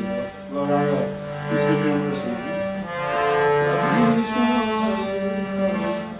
then the second part, Hare Krishna, again, oh Krishna, give me your mercy. Give me all your mercy. And then the highest part, like, Hare Krishna, means only you can give me the mercy. Krishna, Krishna, Hare Rama. So the parts, they're like different levels, you know, of begging for the mercy. And when you come to the high point, like, only you can help me, you know, it's like this tune really touched me. I kept it with me all the time. What he showed me in Mayapur, like these were the very first.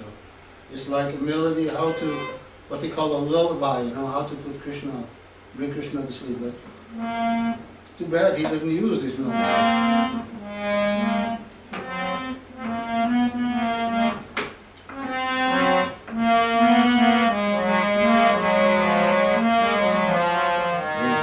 It's like it's Hare Krishna, Hare Krishna,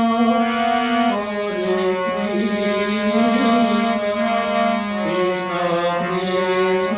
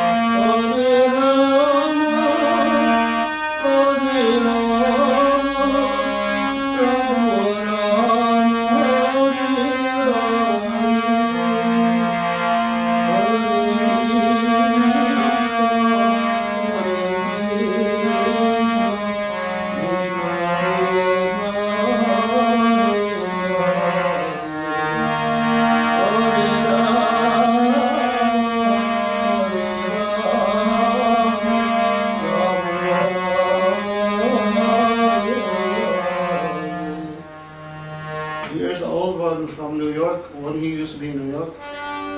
And actually, I also like this melody. Actually, it's Bengali tune. He said he didn't compose it, but it's a popular Bengali. It goes like this. Hare Krishna, Hare Krishna, Krishna Krishna, Hare Hare, Hare Rama, Hare Rama, Rama Rama,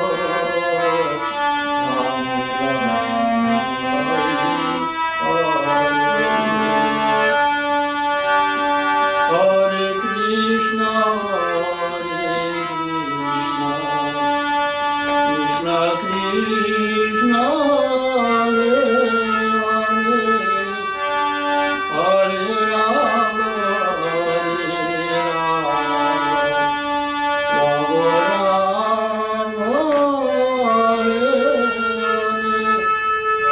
Hare Krishna, Krishna Krishna, Hare Hare, Hare Rama,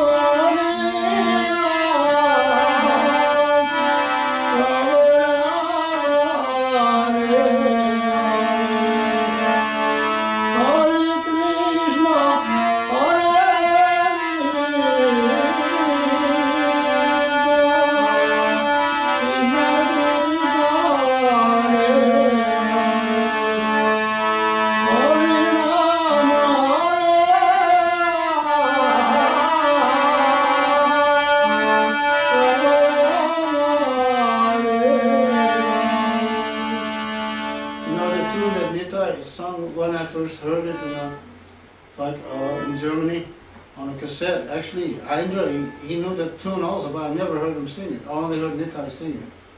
It's the famous Bhairavi. I call this Krishna Balaram Bhairavi because I name them under the ragas to remember them. This is it's like this.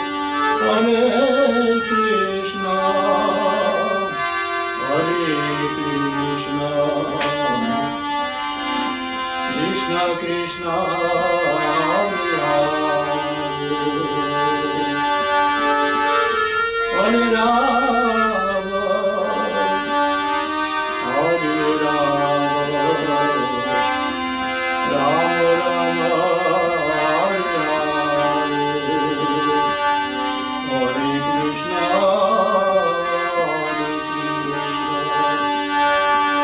Krishna Krishna, Hare Hare Krishna, Hare Krishna, Krishna Krishna, Hare Hare, Hare Rama, Hare Rama, Rama Rama, Hare Hare, Hare Krishna, Hare Krishna, Krishna Krishna, Hare Rama, Hare Rama, Rama Rama, Hare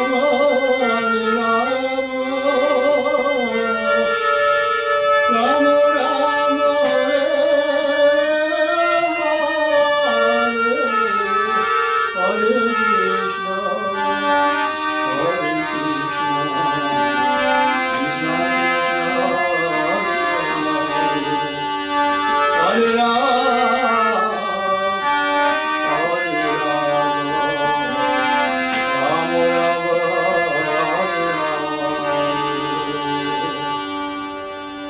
But the Bhairavi that he did sing. I think I have some recordings of Ayendra Prabhu singing this. Oh really? I would like to have them because I never. Yeah, I have 2 recordings of Ayendra Prabhu singing this. Is overleden. Oh, battery, I think. Battery died. Battery died. He has to change battery, I think. Yeah. Yeah. Did it catch the whole just this tune that you sang? Yeah. Yeah. He died just now. Just Just now. 5 seconds ago. 5 seconds ago. Just now. Okay. Yeah. I mean, it's like, it's a lot of... Ja, vind je het interview al goed of moet ik vernieuwen wat hij had? Do you think it's enough or should he get another battery? Another battery? Yeah. He has another battery if it's not necessary. Yeah, we should put a new battery. Yeah. Why not? Ja, ik ga Hey, you're staying in Chicago or something? Yeah, Chicago. I was there before, but not as a devotee. I mean, some family of mine, you know, we were living in Calumet City. Or something. That was the Carmi days before becoming devotee. But yeah, there's a lot of, wow, it's like, yeah, you know what it is? Trying to express yourself as a devotee artist, I think it's very difficult if you don't do it through music. Yeah, I mean, no doubt. That's what we're used to, Yeah, it's like, only advantage I got is because I'm both, like learning Madonna, like I learned a lot of Madonna, a lot of harmonium, so yeah, here in the West when I'm in studio I don't have any problem, I don't have to get anybody, but live to find a good enough, I'd say, Madonna or something is sometimes difficult, you have to do with what you got, And maybe I have a question regarding, you were saying about how you're thinking of starting something for training people. yeah. And do you think you would travel to do that also? Yeah, maybe in the beginning just to make advertisement, Yeah, because we don't have many men here. Well, we do in one sense, but it would be nice to have, if we got men, to have someone who can train them, like periods, 2-month period, that can get trained up. Because I see a lot of youth in America, like the really young boys, they don't know how to do anything. Yeah. And I often wonder what's going to happen to the kirtan sometimes.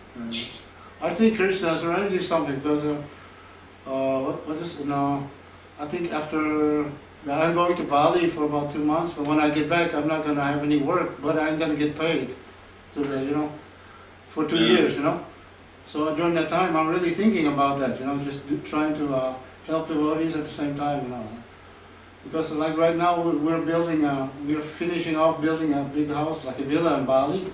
That's where the school is going to be. But also, I want to go around a little because some devotees in Australia asked me the same thing, to try to help. Because because I never really, I never really let devotees know that because most of the devotees are artists. They don't really teach, but I'm capable of doing both because of the background from family. Some people were teachers and some people were musicians. So I'm able to do that.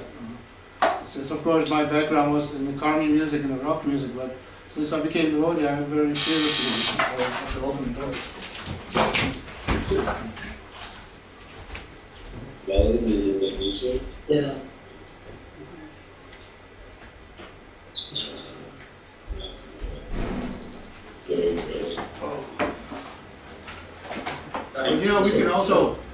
We can also correspond, like we're doing now, that's also possible. Yeah. Then you have to film directly on the harmonium or whatever. You can also help devotees once. I did once, I gave by Ravi Raga or something, how to practice your voice, like the basics. Like some basic things so that you can make your own melodies for Krishna during the bhajan. It's also very important. Yeah, I noticed that thing only peeps if you're not making any sound. Andrew, he was also, I could also show a little bit of that, just like how one does his bhajan alone, without mridanga, without cartels. I was doing that a lot, and a lot of his mood came from there because we used to pick it up. By going to places. It's like I have like one thing similar to what he did. It's like he said,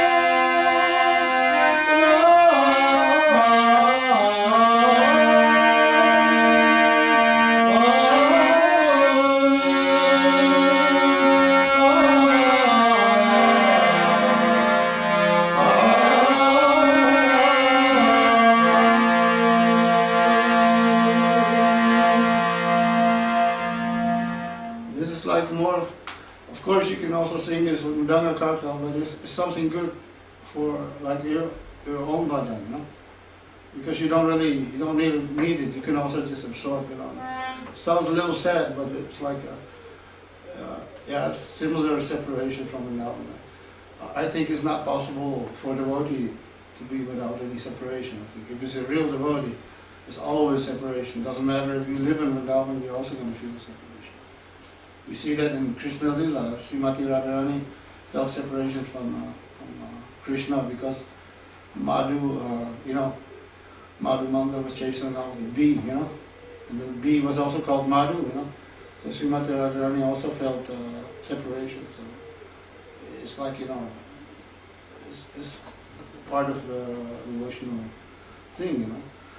I'm still thinking of some more tunes. I remember that AINDRA, he had a lot of. I remember one thing I picked up here, you know, just from here in the West. I think it was Bipalasi. It's a very, very great tune.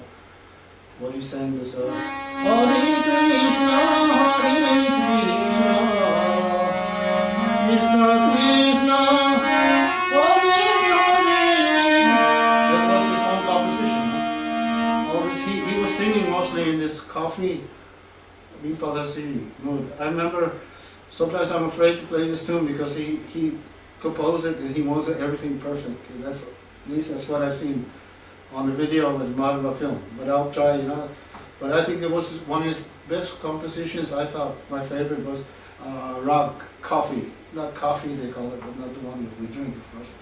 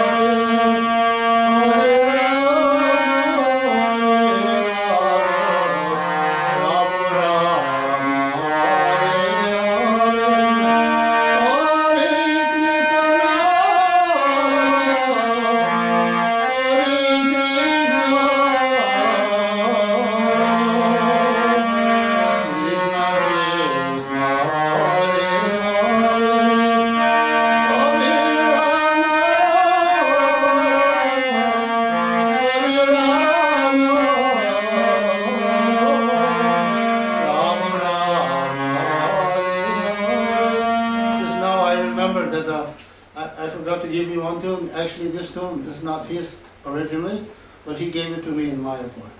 I thought it was one of the best tunes because you need this kind of harmonium sound to make this sound. I think you must have heard this before. It was like Hare Krishna,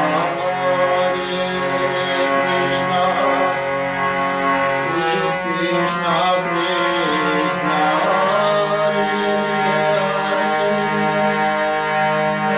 Hare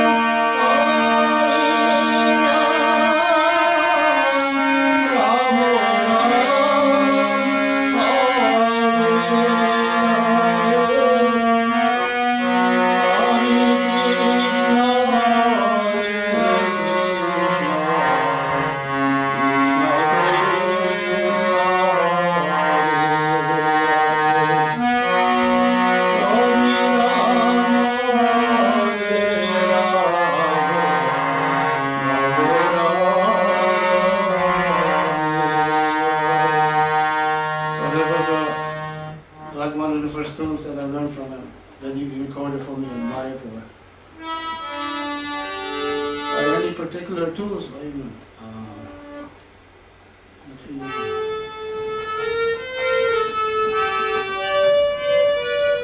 He was a lot into Rag Kalavati.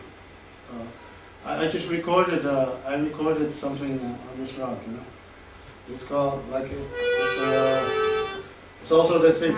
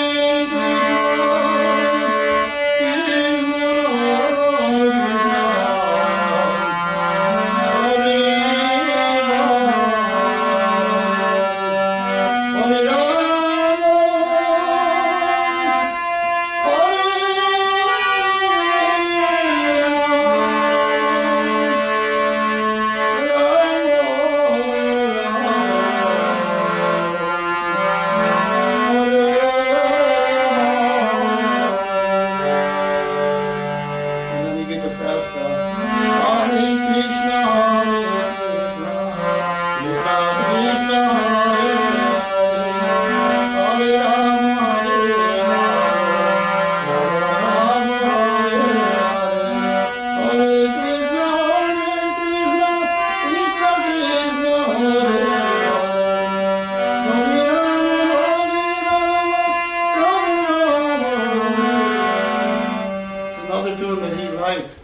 I used to sing it a lot in it's a raga called Malar, Mian Malar, but it's meant for the rainy season. So that's the time when the Rasa Lila is going on. Indra was much impressed by this raga because it starts like this.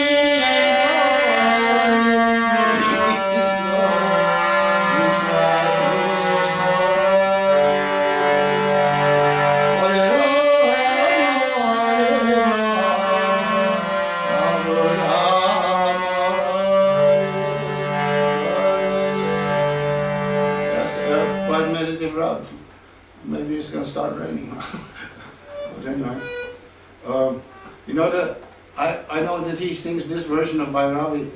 I learned actually this Bhairavi at Radhakund with the Babas. But I know Indra, he also sings this version. This is very, I think it's very important for devotees at least learn this tune. I mean, if you sing any ragas, it should be this one because it's so connected, you know, with the bhakti. I'll try to give it simple enough version like Hare Krishna, Hare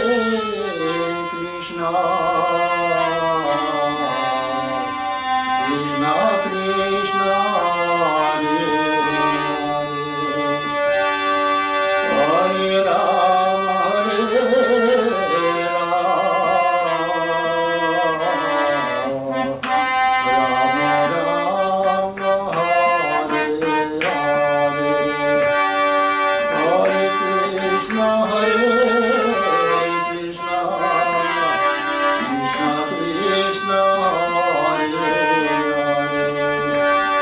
Hare Rama, Hare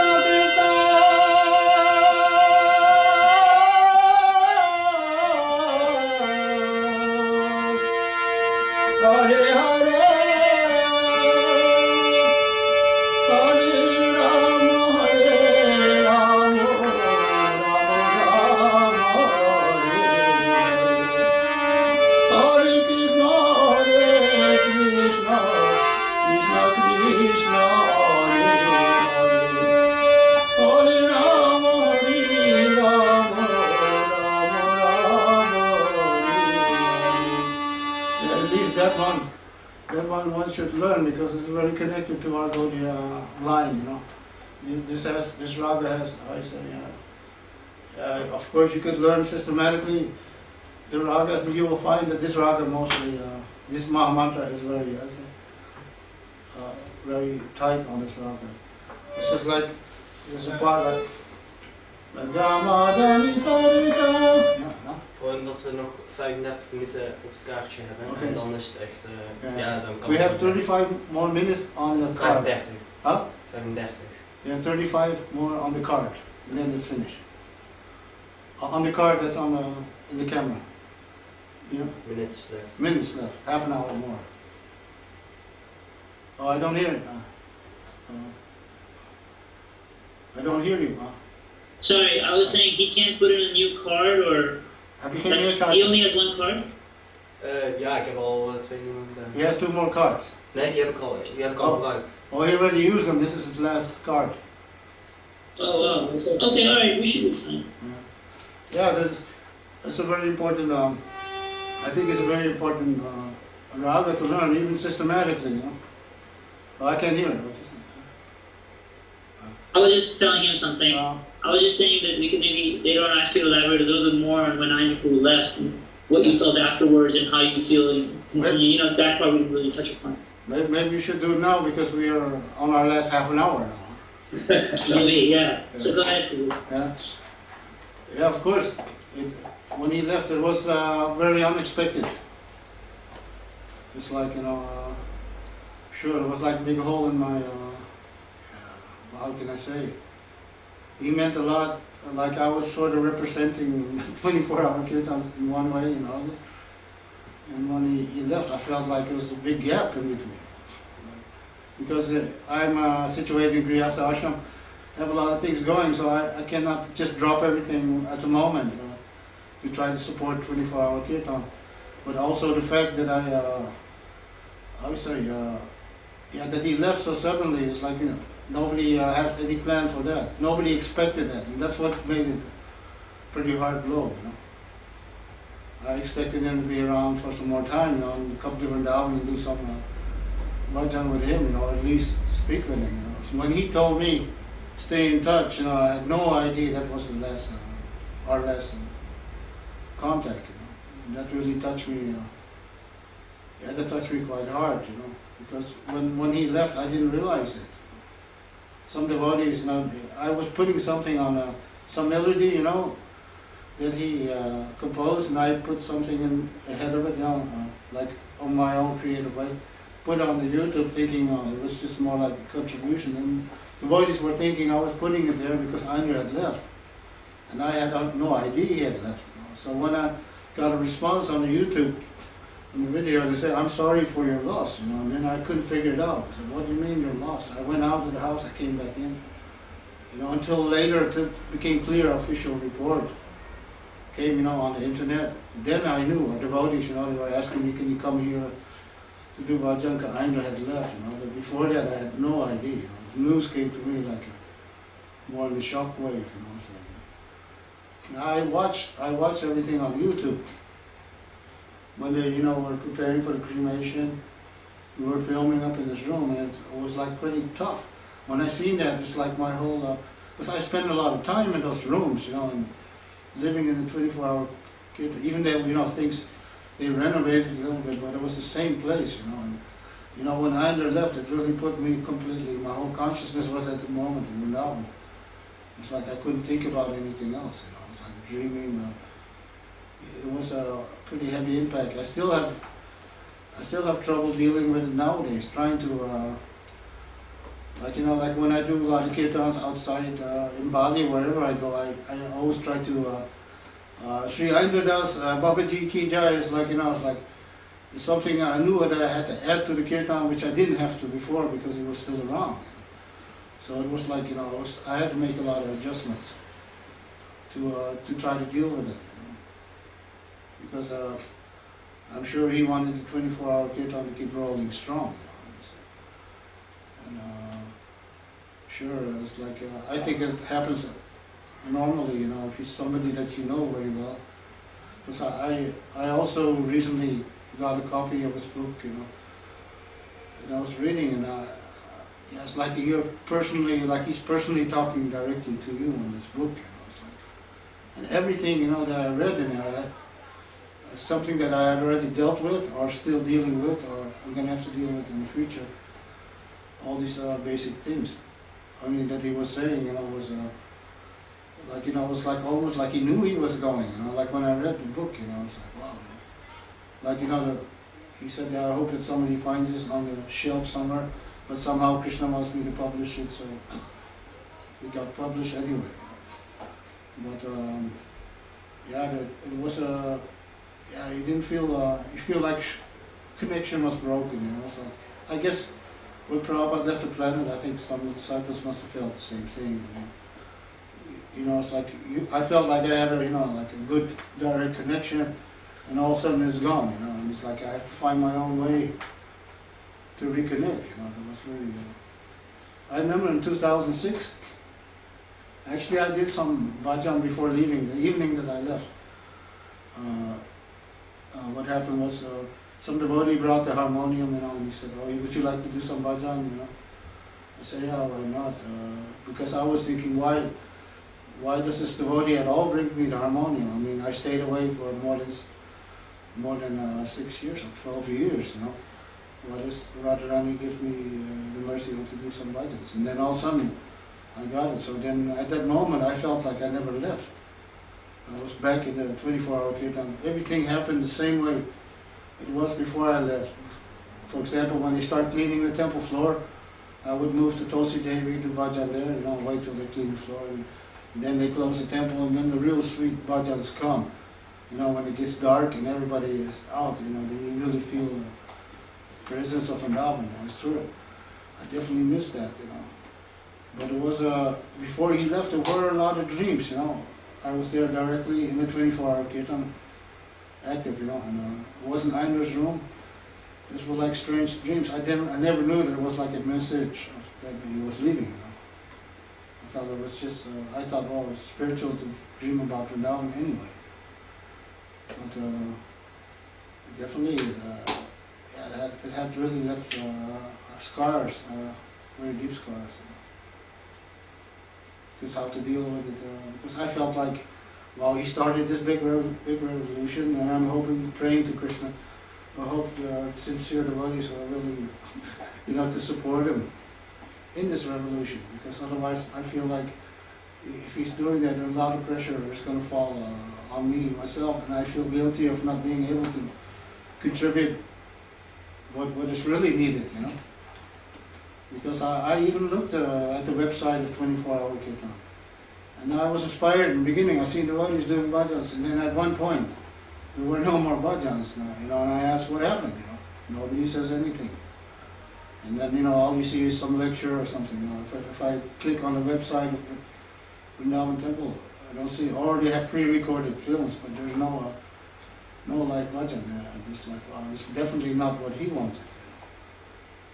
It's like, that's why I try to encourage devotees. It's not something that you just do artificially. You have to know when you go there to do the service.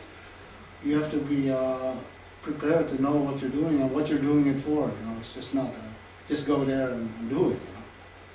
It's like a lot of premeditation. It's just like Bhakti Subhridhars, they also, before they go out in the street, definitely they have to meditate how it's going to be when I get out of the door after that. It's not just, when they get out there, they just do it. No, there has to be some premeditation. So, the same thing also, before living in Vrindavan, one also has to prepare it. Or if you want to help him in any way, the best way is to try to support this 24-hour kirtan. Not by getting more members, but also spreading it outside of, because how are going to be more people joining 24-hour kirtan if they're not active with it outside? That means we have to tell people about it. Just like me, I joined doing bhajan with Aindra in the beginning, and I didn't even know what bhajan was or what. I just did it, but slowly to the mercy, my eyes opened. It's like, at one point I seen Radha Govinda on the altar, which I couldn't see in the beginning. It's like we have to come out of that Brahma Jyoti and sort of let it go naturally. It's like, and I think devotees, they will be successful at it. Sure, I felt also a little bit pushy telling this one devotee, Chaitanya Chandra, you should go to Vrindavan, Aindra would want this from you. It's quite a push, but if you really think about it, what are we doing anyway in this world? We should spend time doing bhajan, even if we're not living in Vrindavan. We should spend more time with the bhajan, because we won't be happy by doing anything else.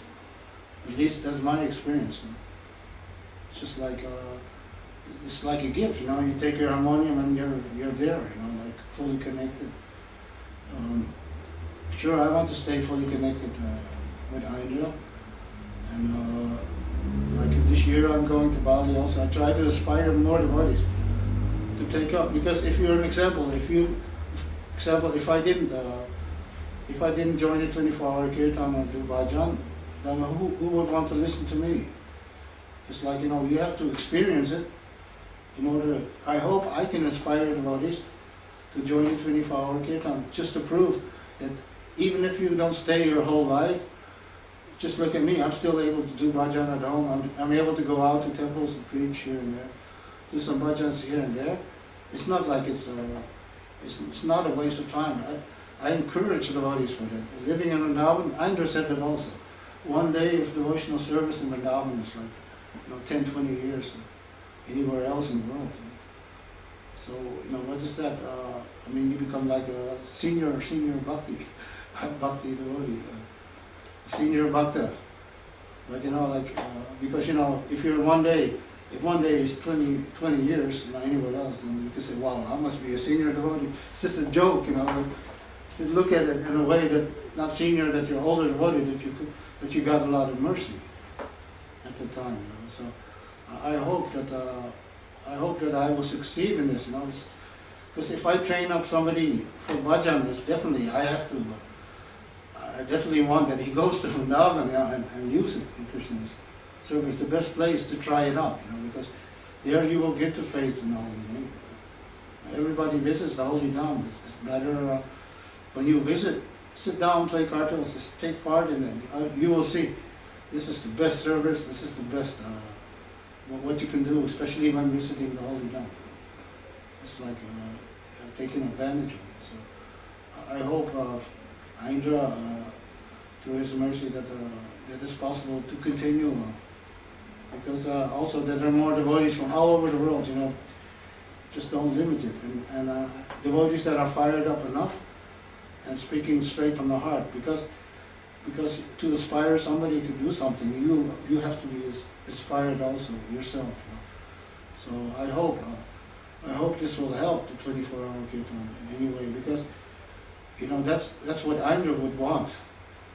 That we, and maybe it's also Krishna's arrangement, that at the end of the interview I take the harmonium a little bit, because the young devotees, I noticed that I was in Bali the same year when Indra left, and it seems like all the young devotees, they're just attracted to bhajan and kirtan, and that's it, Now, all the rest is like, imagine the new generation devotees, they are like less than teenagers, they're like kids, it's normal that they like to hear something doing bhajan and stuff, and I think this is the best preaching, because I feel inspired, all these new young devotees, and if they're attracted to bhajan and kirtan, definitely they're going to be able to stay all their life and make progress.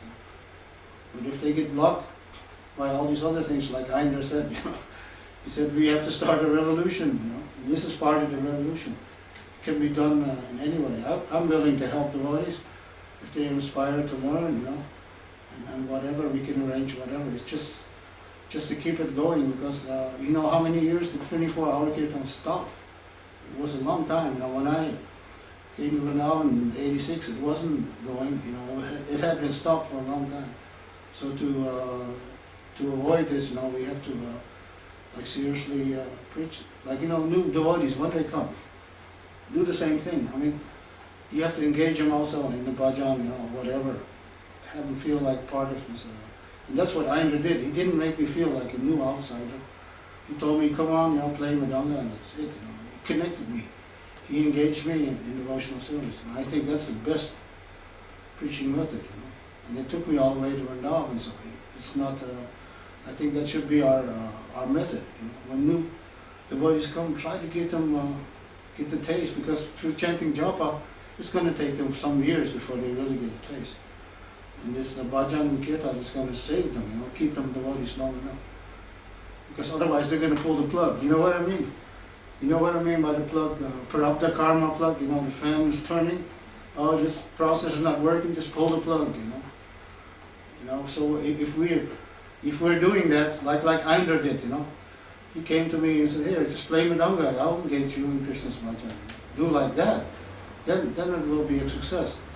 And even if I want to pull the plug, Indra is saying, no, don't you even pull that, I'm going to make sure you stay a devotee.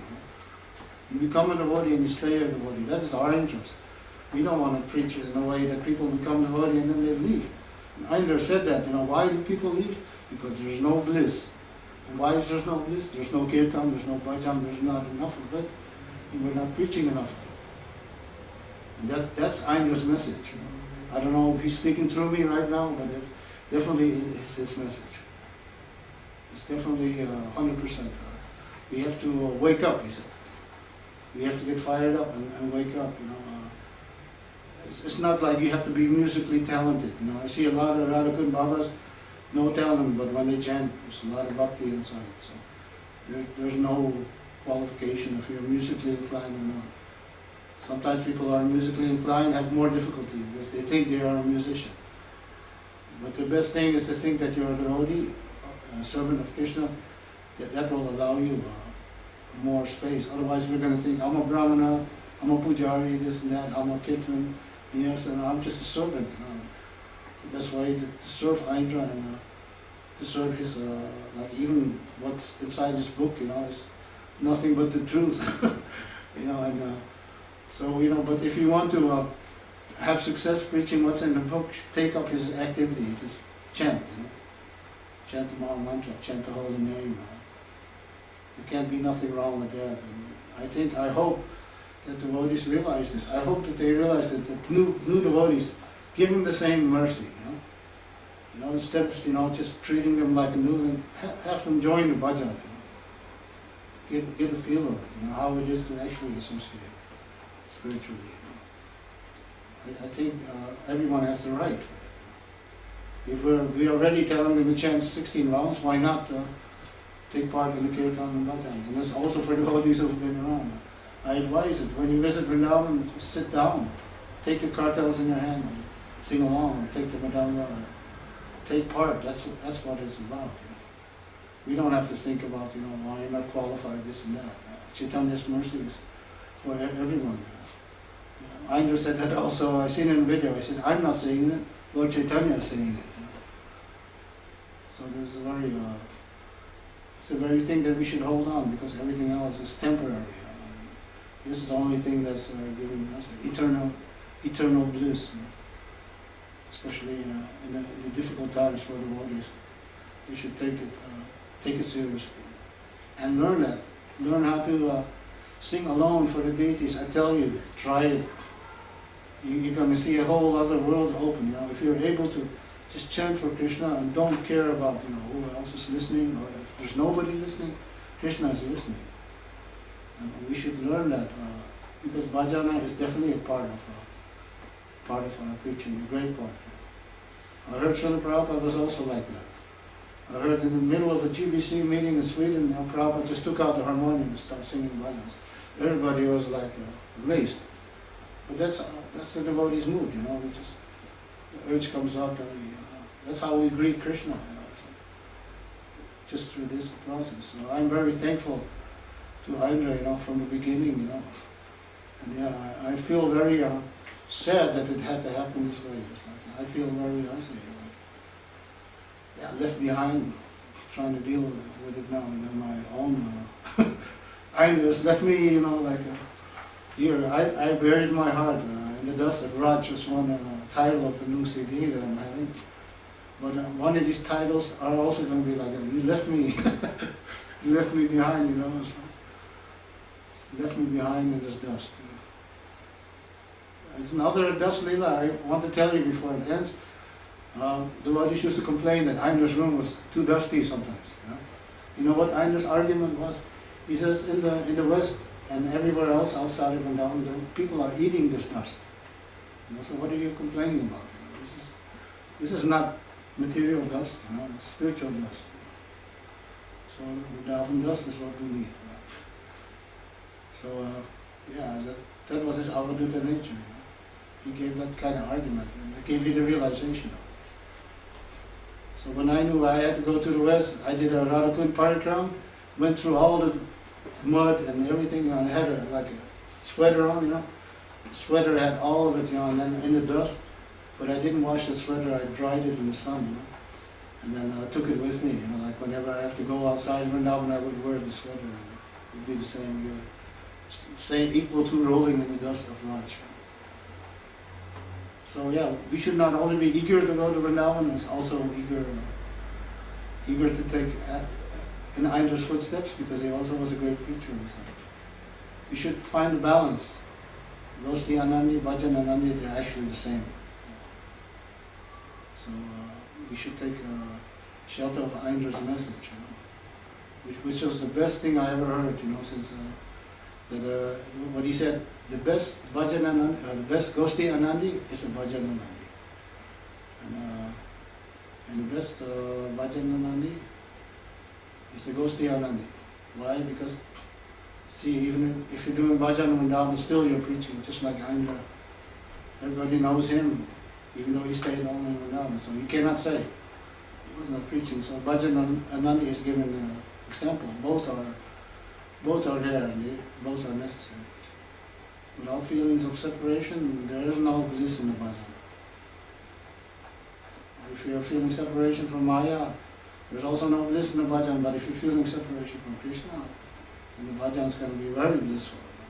So we can only feel separation from one or the other. So better choose for the one that's going to help you in your spiritual life, which is separation. That's what it's all about. Are we almost there? How much more? We hebben hier nog 15 minuten. Sure. Alleen, ik kreeg net een sms'je dat er nog ergens in de auto een kaartje moet liggen. Dus als er nog wel bij Oh, moet. he's going to get an SMS if there is another card in the car. But we can, otherwise we have 15 more minutes. We're good. That was our last question. Yeah. What was your last question? Share anything else, you're welcome to share. Yeah, we have 15 minutes left, but he may have, if that's your last question, then we just go for the 15 minutes. Huh? Because then he doesn't have to get another card, you know? No. No. Okay, No. that's cool. Yeah, to think, yeah, because something popped into my mind just recently. So things are coming up. If there are questions, then automatically something. If you have some questions, you see.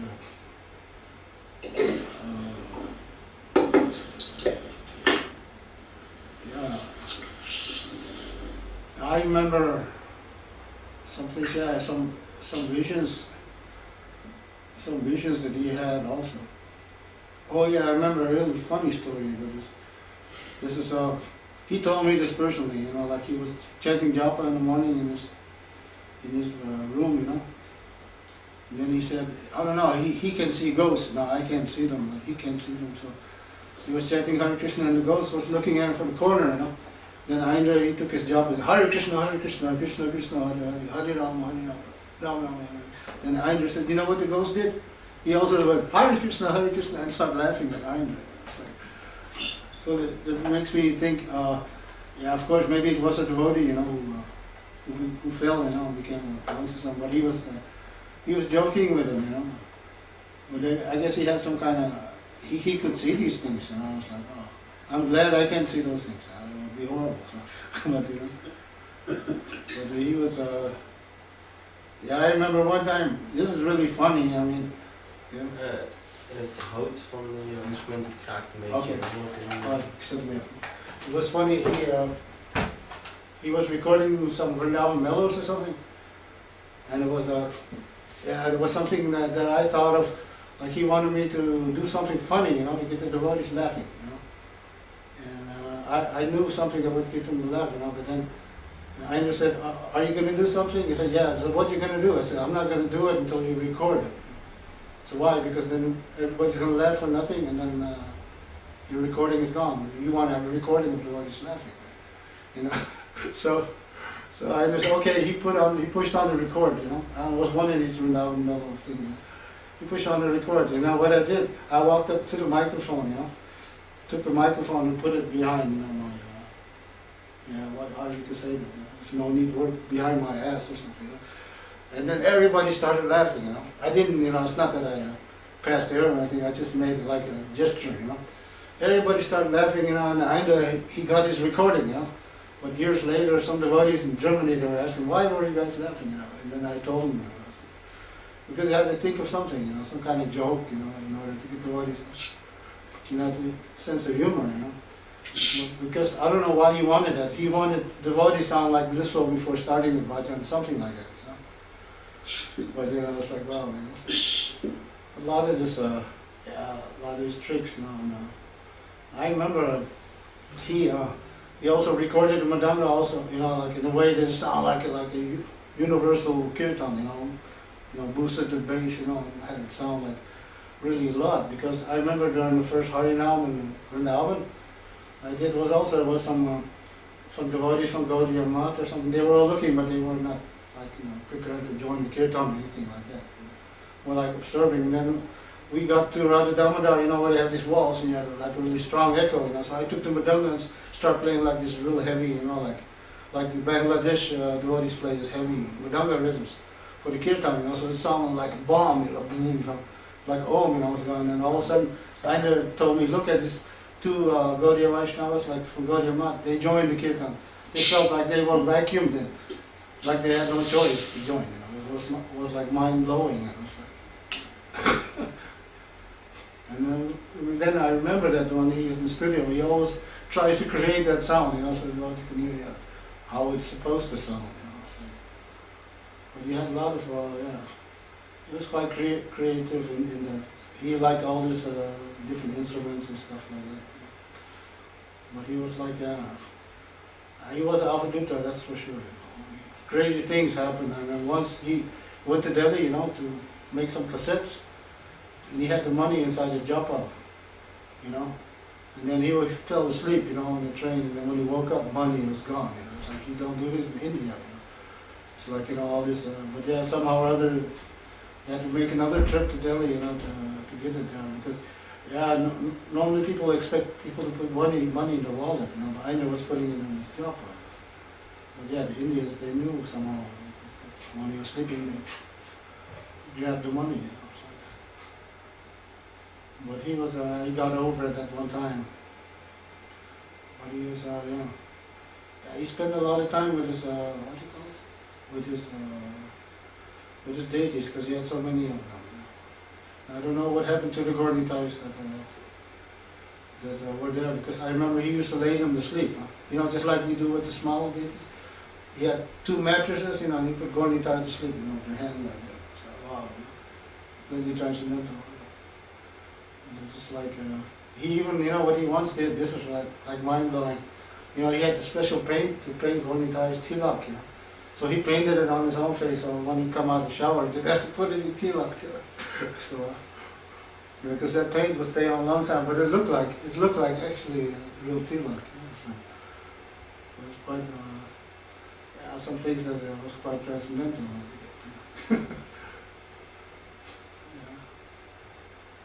Yeah, the always, yeah, the Chaturmas was his thing, you know, that's where he put the most of. It's 4 months, you know, like, it's quite a heavy program. But if you do it in Vrindavan, you will benefit completely, you know. Just eating this rice and dal from the ground, and, yeah, but just, at least even nowadays I'm attached to it. Sometimes I just want to eat that, you know, it's like, wow, somehow by not eating all this spices and salt, you taste the sweetness, what's actually there, you know. And then after 4 months, you can't eat anything because you're used to it. Just, so yeah, he was into that. He knew all about the different type of ratas, you know, to pasha you can do, and when is the best time to do this and that. That was his thing, you know. And like I heard, there are some devotees even, there's somebody joined the 24-hour kirtan, you know, and he was chanting 64 rounds a day, plus doing his bhajan service, was Bengali devotee, and he left his body, you know, like there in 24-hour kirtan. So depending on what your desire is, you know, I guess he was ready to go back to Krishna.